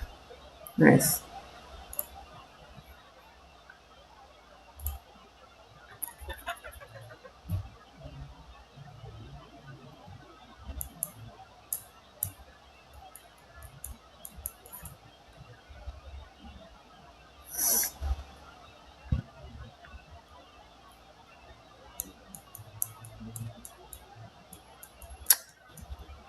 So yeah, the 935 turning into an inversion, this one. And the M15 BISI, same, turning into an inversion. But apart from that, like, I don't see any reason why I would have wanted to take a short. I mean, yes, the SMT was here. There it is. But no meaningful reaction off of that. At least not for me. So I'm fine with the minor loss that I took here. It's fine. Minor, it's not actually minor because it was $900. It's almost 1%, but still.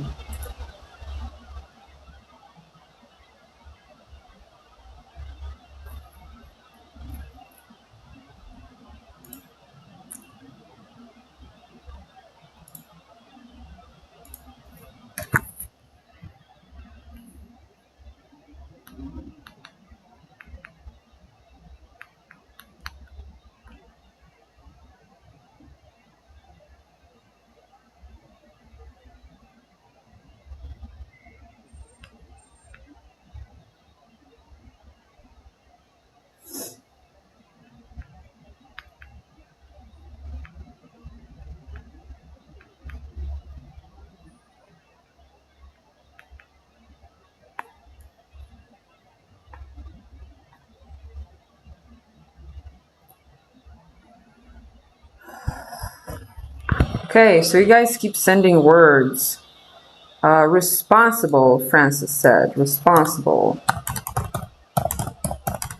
Responsible, yes. Okay, so Price took out SMT sell side.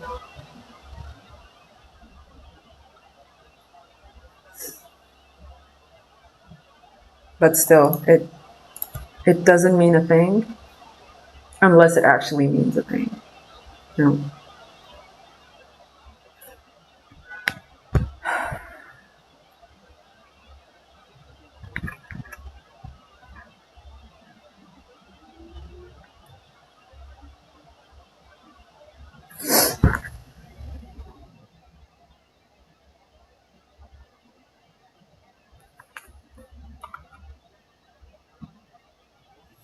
The 1 minute had a very nice reaction from there. Really nice.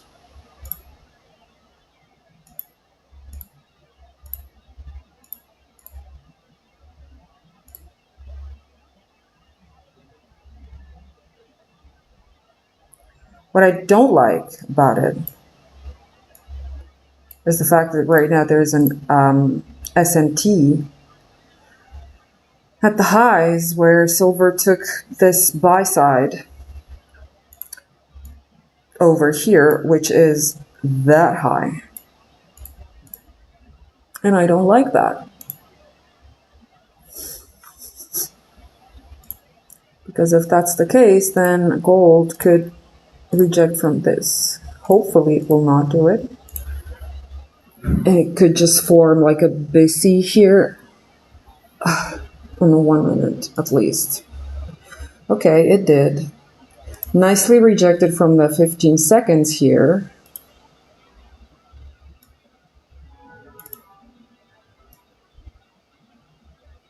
Oh my god, I can't believe I need to go to the restroom, you guys.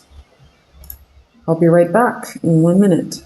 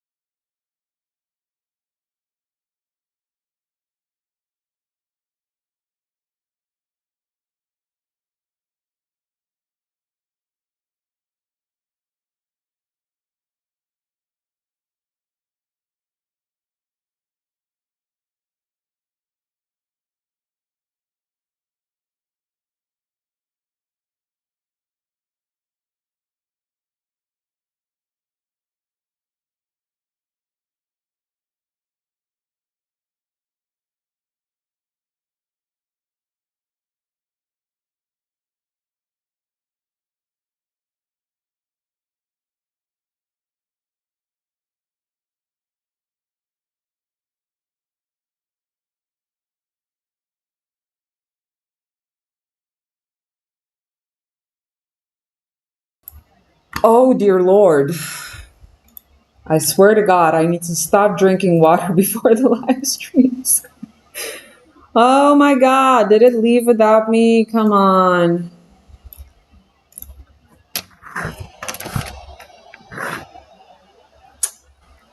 We shall see.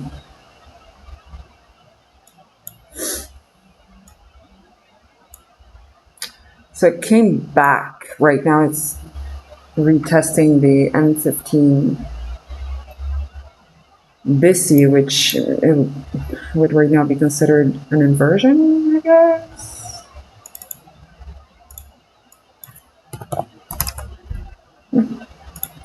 I hope it's just going to reclaim it. Okay, so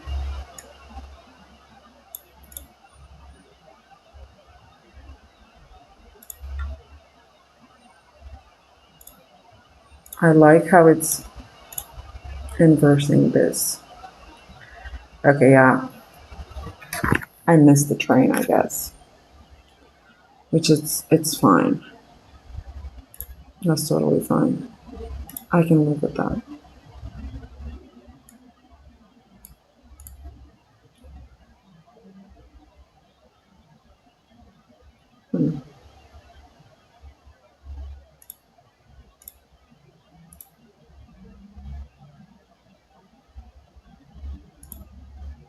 Yeah, I guess I missed the train, guys. That's fine.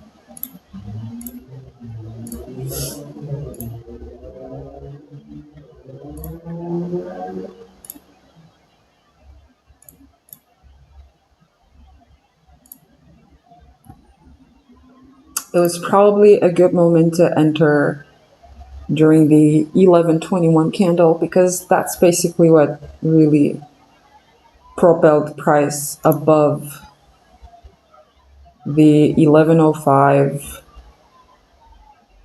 5-minute bearish fair value gap, turning it into a bullish inversion.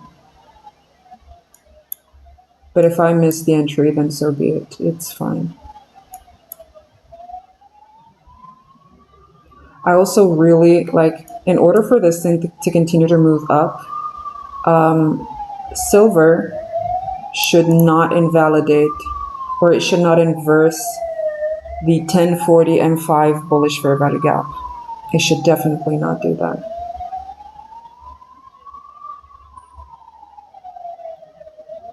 Oh my god, the bird is here. She's looking for food, but there's no food there.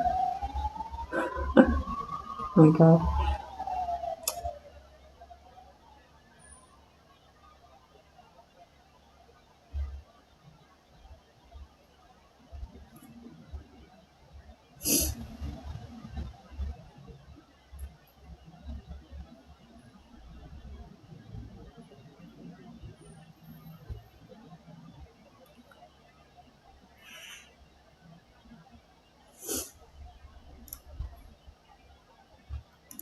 Oh my god, she's insisting. You guys, the bird insists on finding food.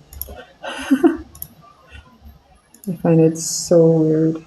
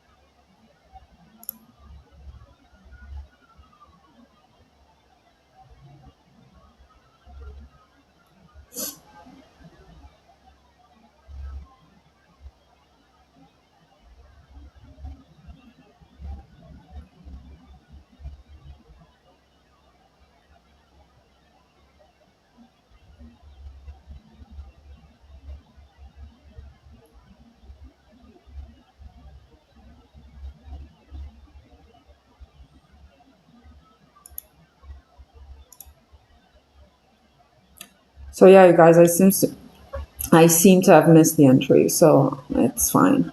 I'm fine with that. No biggie.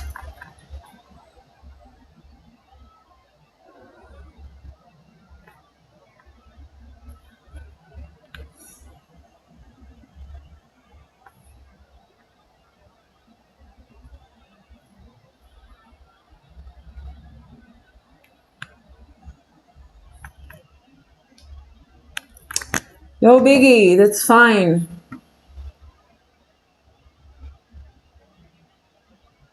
Even though I'm not gonna lie, I am pissed. Really, I am. I really am quite pissed, but that's okay. Hey Alex, weren't you the one saying a little earlier that you should not react? Yeah, I was I not?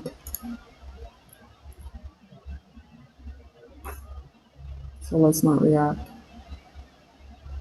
But there's a good thing in all this thing, okay? And that is that you guys get to see in real time how powerful identifying liquidity based on SMT divergences is, okay?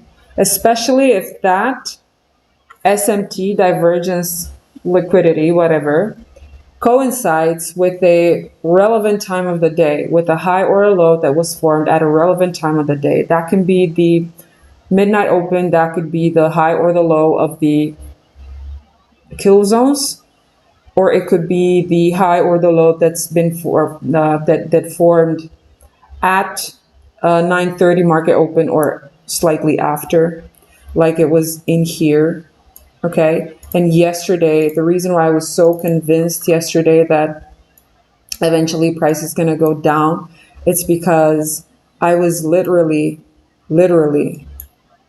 looking at the high, and that's the reason why I had it marked here, 930 high, okay? This one here, 930 high, and the 930 low over here, okay? And usually, like this is like it's really worth looking into, you guys, okay? SMT sell side or buy side at forms after taking out the buy side liquidity above 930 or the sell side liquidity under 930. In this case, you see it took out the buy side liquidity above 930 here, okay? And it formed that SMT, followed by a fair value gap there on the 1 minute. I'll just go to the 1 minute so that you guys can see it better.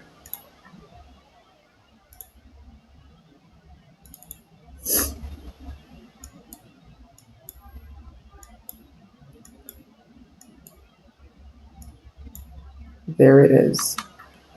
Just look at how beautiful this was. You see? It was perfect. Okay? Gold sweeping buy side after it went above the 930 high. And then it created this beautiful bearish fair value gap. and then rejected off of it in here. And that's when I entered. And I had my stop loss above the fair value gap candle, which is right there.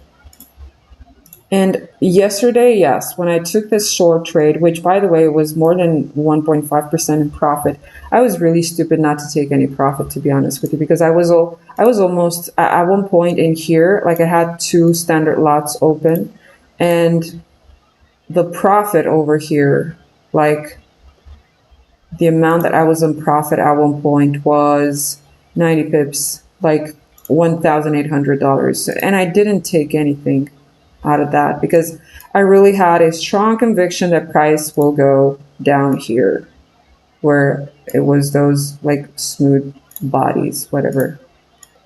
And eventually it did go there.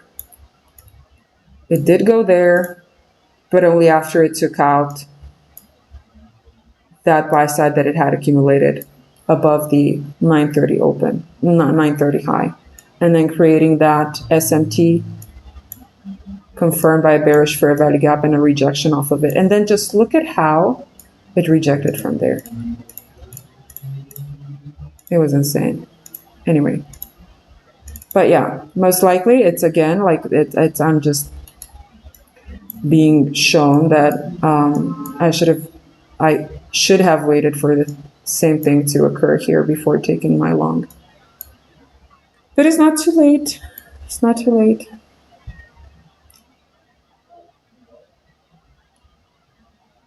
Not too late here.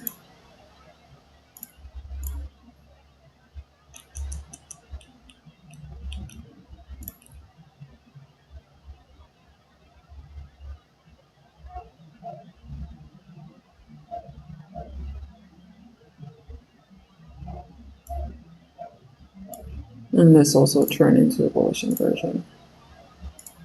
The 1034 BC on the 1 minute. Yeah, you see, it's just doing this. It's reacting off of inversion fair value gaps. The way it did here with this bearish inversion in here, the way it did here with the wick of that 1120 candle, and the way it's doing here with the wick of this current candle. But I don't want to chase it. I honestly don't feel comfortable chasing it.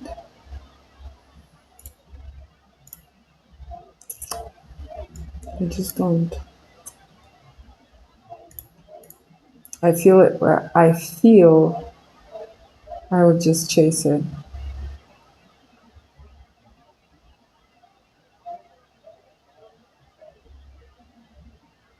Someone asking in the chat, what would be the entry trigger? For me, an entry trigger would be price to rebalance this VISI and then form a bullish candle off of it.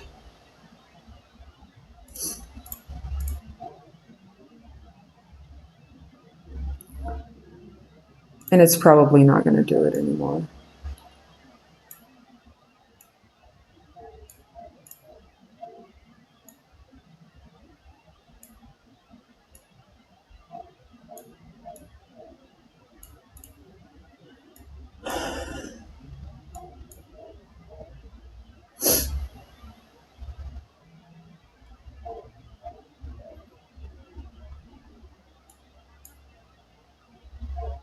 And you know, if it's going to do it after, it's going to go up there and then come back and then do this. No. That doesn't count. I won't be happy with that. Absolutely at all. I will not be happy with that.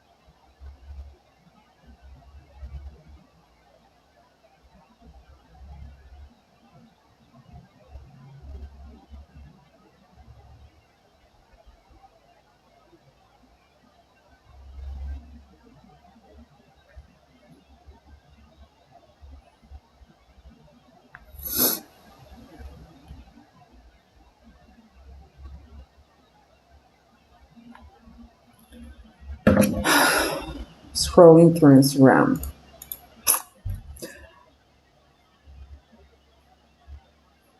Technically, I did not miss the entry, but I don't think it's going to give me an entry confirmation. I don't think it will. I mean, looking by I think what it's actually going to do, it's already setting up the equilibrium of this move right here. That's what I think it's doing. And it's probably going to extend. So it's probably going to expand. So expansion, equilibrium, expansion.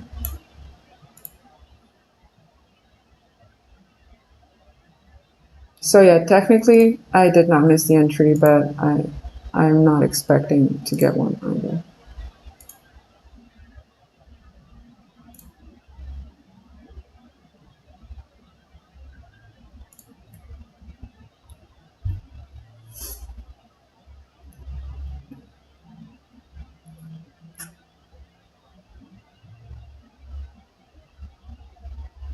And honestly, it could still reject from this inversion.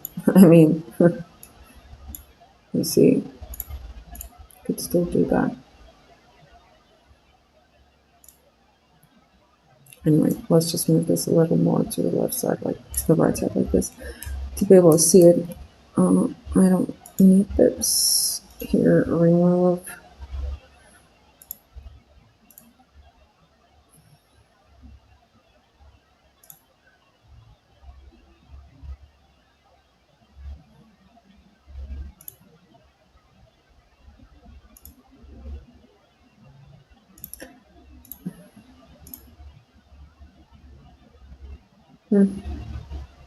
Whatever.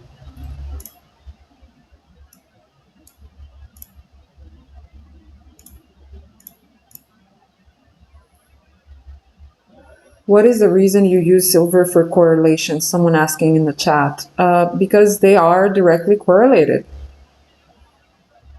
There are two metals that are directly correlated. Historically speaking, they have a correlation of more than 90%, I think, which is extremely strong. And it's a lot stronger than what we would see as the correlation between gold and the dollar index. Because think about it like this. Both gold and the US dollar, they're both seen as safe haven assets.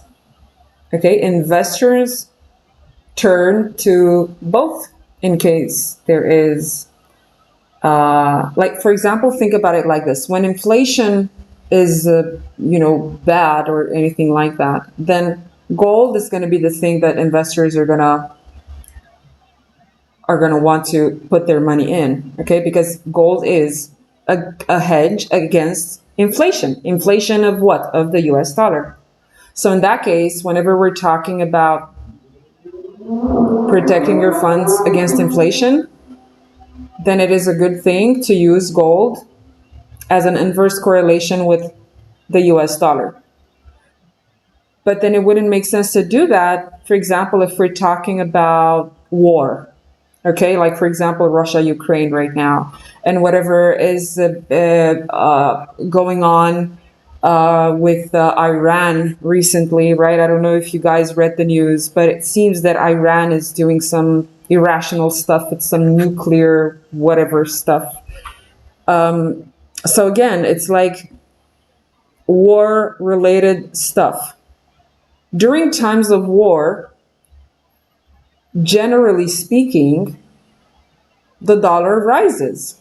And so is gold, because again, gold is a safe haven asset. And the dollar also rises during times of war because, I don't know, because they just produce a lot of weapons, or because, Americans usually make a lot of money from wars, whatever. So yeah. And also, I would never use the dollar index as a correlation with gold, because they are inversely correlated, and it just messes with my mind. Okay? Because it is a lot easier, a lot more simple to keep track of gold, which creates lower lows, and silver, which creates higher lows. So I'm looking at the lows on both pairs.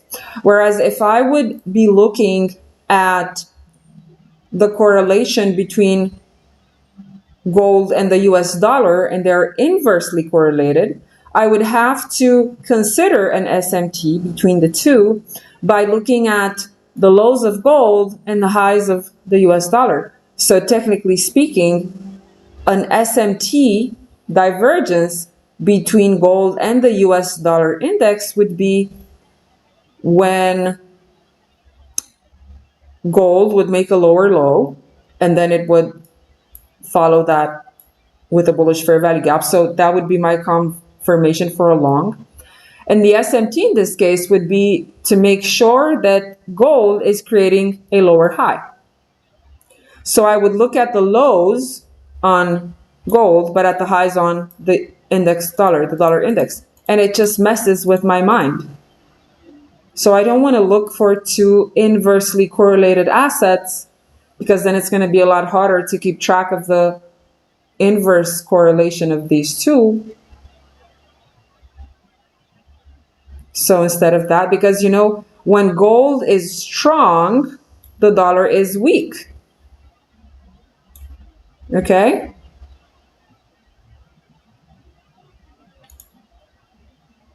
So yeah. But for example, when you're expecting strength on gold and you would see already strength on silver, you're looking at the lows for both pairs because they're directly correlated. So it's a lot easier to spot SMTs on two directly correlated pairs rather than on two inversely correlated pairs. I hope it makes sense. Fernando Cavalli.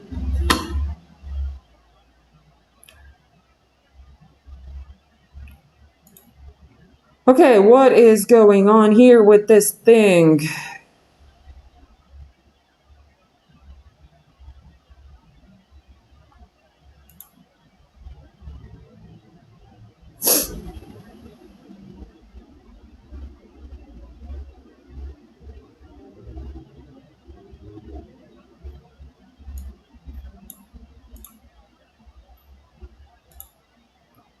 So right now I could get an entry confirmation, but look at the the fainted body of this 5-minute candle. Like, what is that? That's a doji. That's not even a candle.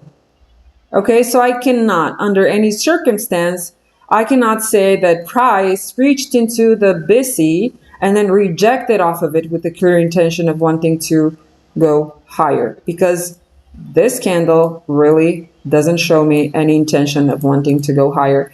And I'm not saying that price cannot go higher from here. Maybe it's just going to woof, do that. But I don't know if it's going to do that. And honestly, the thing that I was waiting to confirm whether it have higher chances of doing that, it's not there, because this candle, like the previous M5 candle that just closed, that doji, it's not convincing. Definitely not convincing.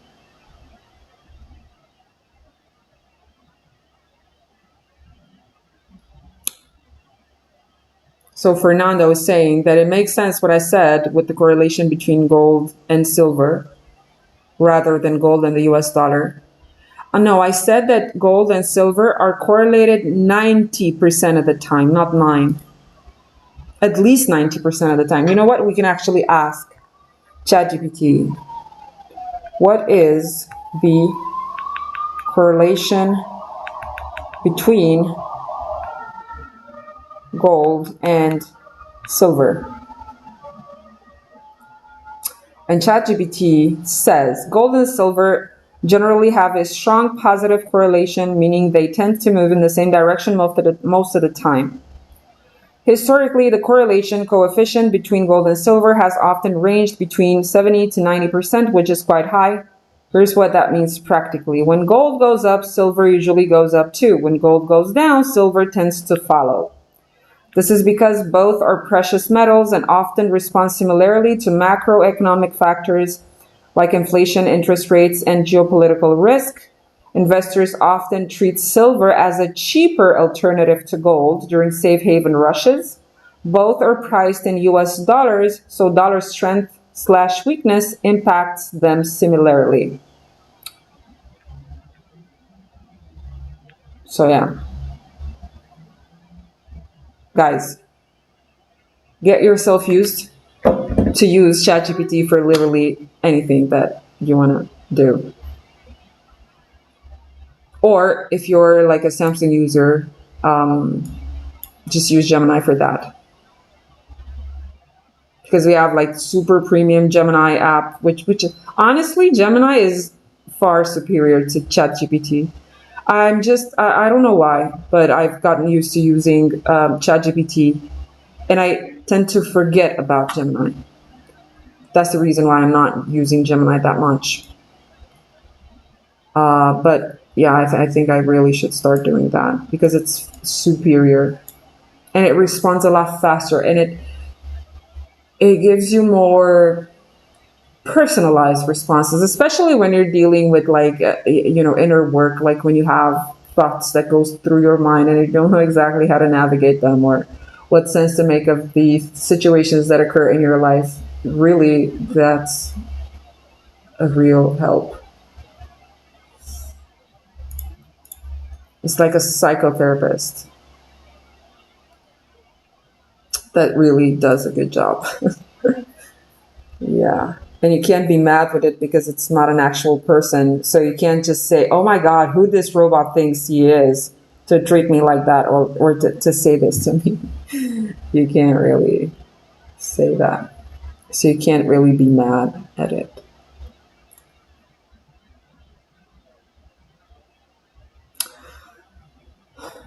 I don't like how this thing has behaved during the whole day. Rubbish.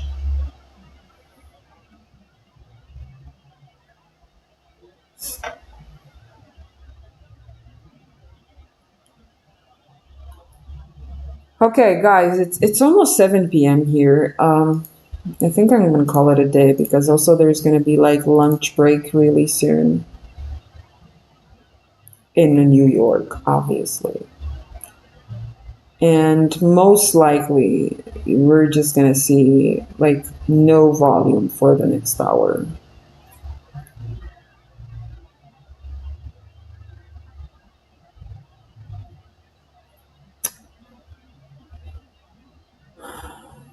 Would this look as a rejection candle? I want to see the 1 minute. What's the 1 minute doing?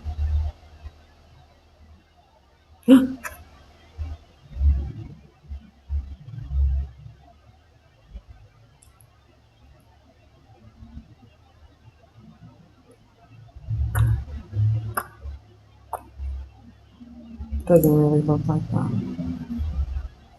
What about the 15 minutes? 15 minutes, still nothing. It's just, it seems to be reclaiming the 15-minute busy here, you see, with the wick of the current candle.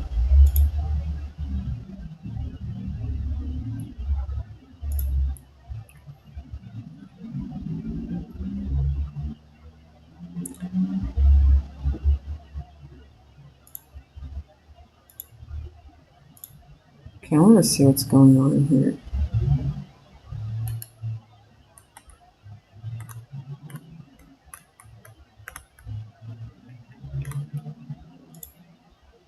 No, you see, I feel like I would chase this if I would go long right now.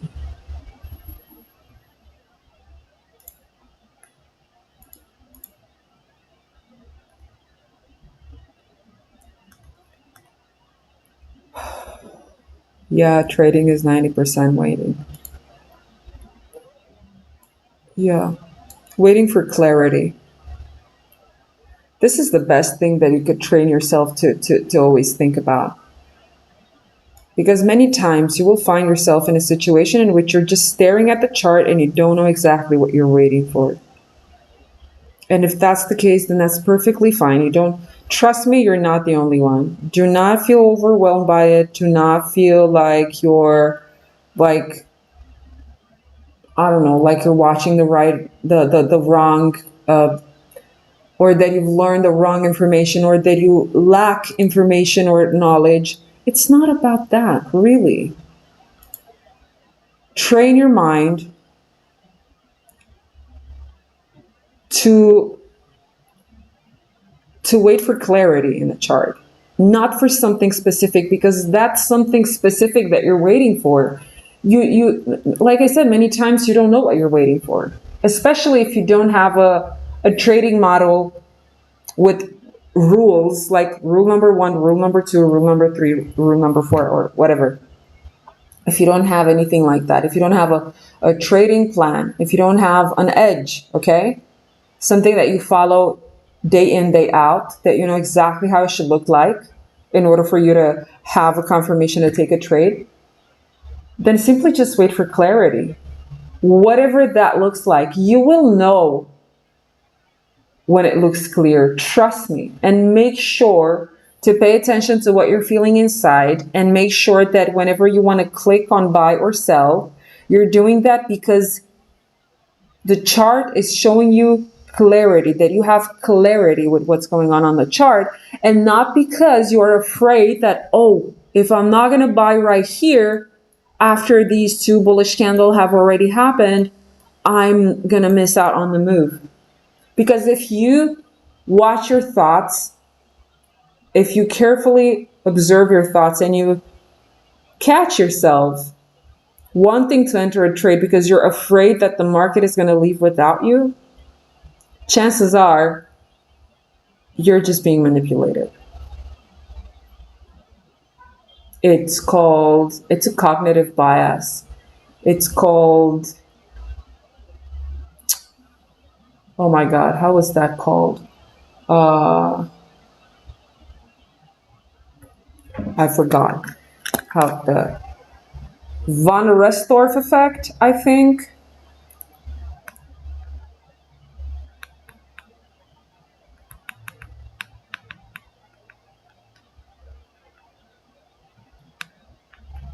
I think that's how it's called, the von Restorff effect.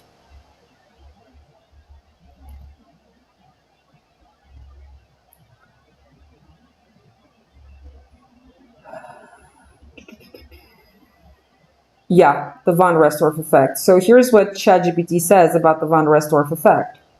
The von Restorff effect, also called the isolation effect, is a psychological principle stating that an item that stands out is more likely to be remembered than items that blend in. In trading, this shows up in subtle but powerful ways. When a price pattern, a candle, or a market event is distinctly different from the others around it, it grabs your attention and your brain flags it as significant. This is what a manipulation move does. This is what it does. It looks extremely significant compared to whatever happened prior to it, and your brain is going to mark that as being extremely relevant, and it's just going to trick you into clicking buy or sell. And then ChatGPT says, examples in trading: 1 giant candle in a range. You're watching a choppy market, then suddenly a huge bullish or bearish candle explodes through a level. It stands out, so you give it extra psychological weight, maybe even assuming a breakout is real, even if it's just a fake out. Yeah. Then it says, for example, the trap. The von Restorff effect can cause overemphasis on rare events. For example, it can cause big losses. Ignoring the boring consistency of your edge, which we just talked about, boring, that it's good. Boring in trading is good. And when that manipulation move is going to happen, you will be pushed into ignoring the fact that till now you've been consistent by being boring, and you had good results, good consistent results. by following a boring system. And that thing that's going to happen in the chart that's really going to pop out, it's really going to make you forget about the consistency that you had so far with following a boring plan. And you're going to say, oh my God, the next big shiny thing, let's follow it. Yeah.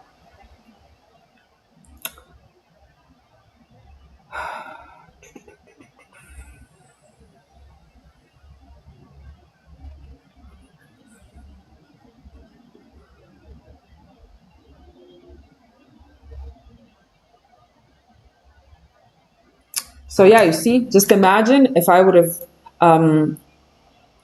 chased this, jumping in a trade then, right?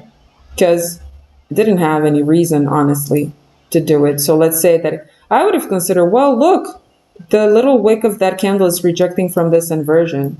And I'll just wait for that to close bullish. And then I wait for it to close bullish. It closed there. So now the question is, where is your stop loss? Well, technically speaking, stop loss could be or should be all the way down there, right? Because if this low took out sell side liquidity from here, then there is no reason why price would want to go under that low again, okay? But it could come all the way to the lowest bullish fair value gap that it formed on the smallest time frame possible on this move to the upside to rebalance that and then move higher. So then I would just open myself to unnecessary drawdown. So instead, rather just wait for clarity. And till now, I didn't get that.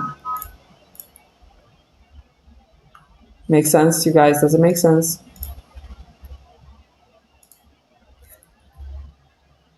I hope it does.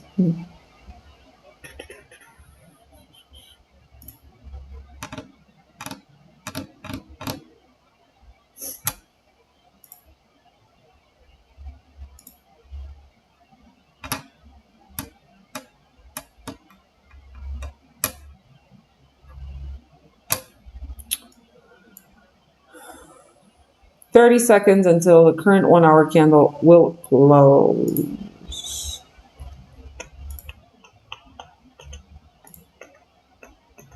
And the 30-minute and the 15 minutes and all the other candles in between.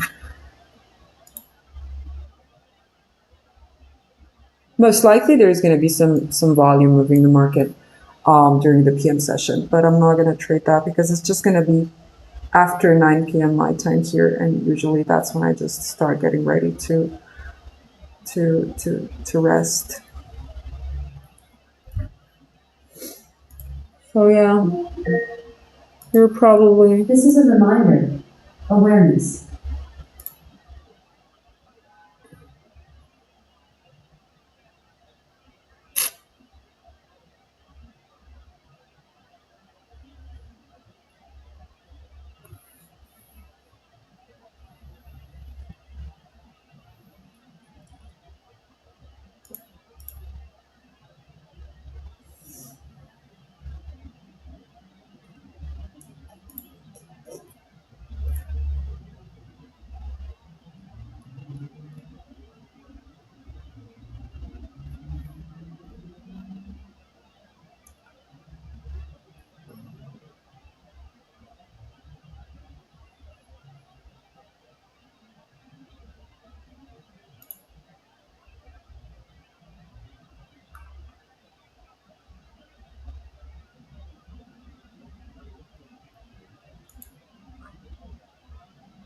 Yeah, it just wouldn't make sense for me to take any more trades at this point because for me it's late.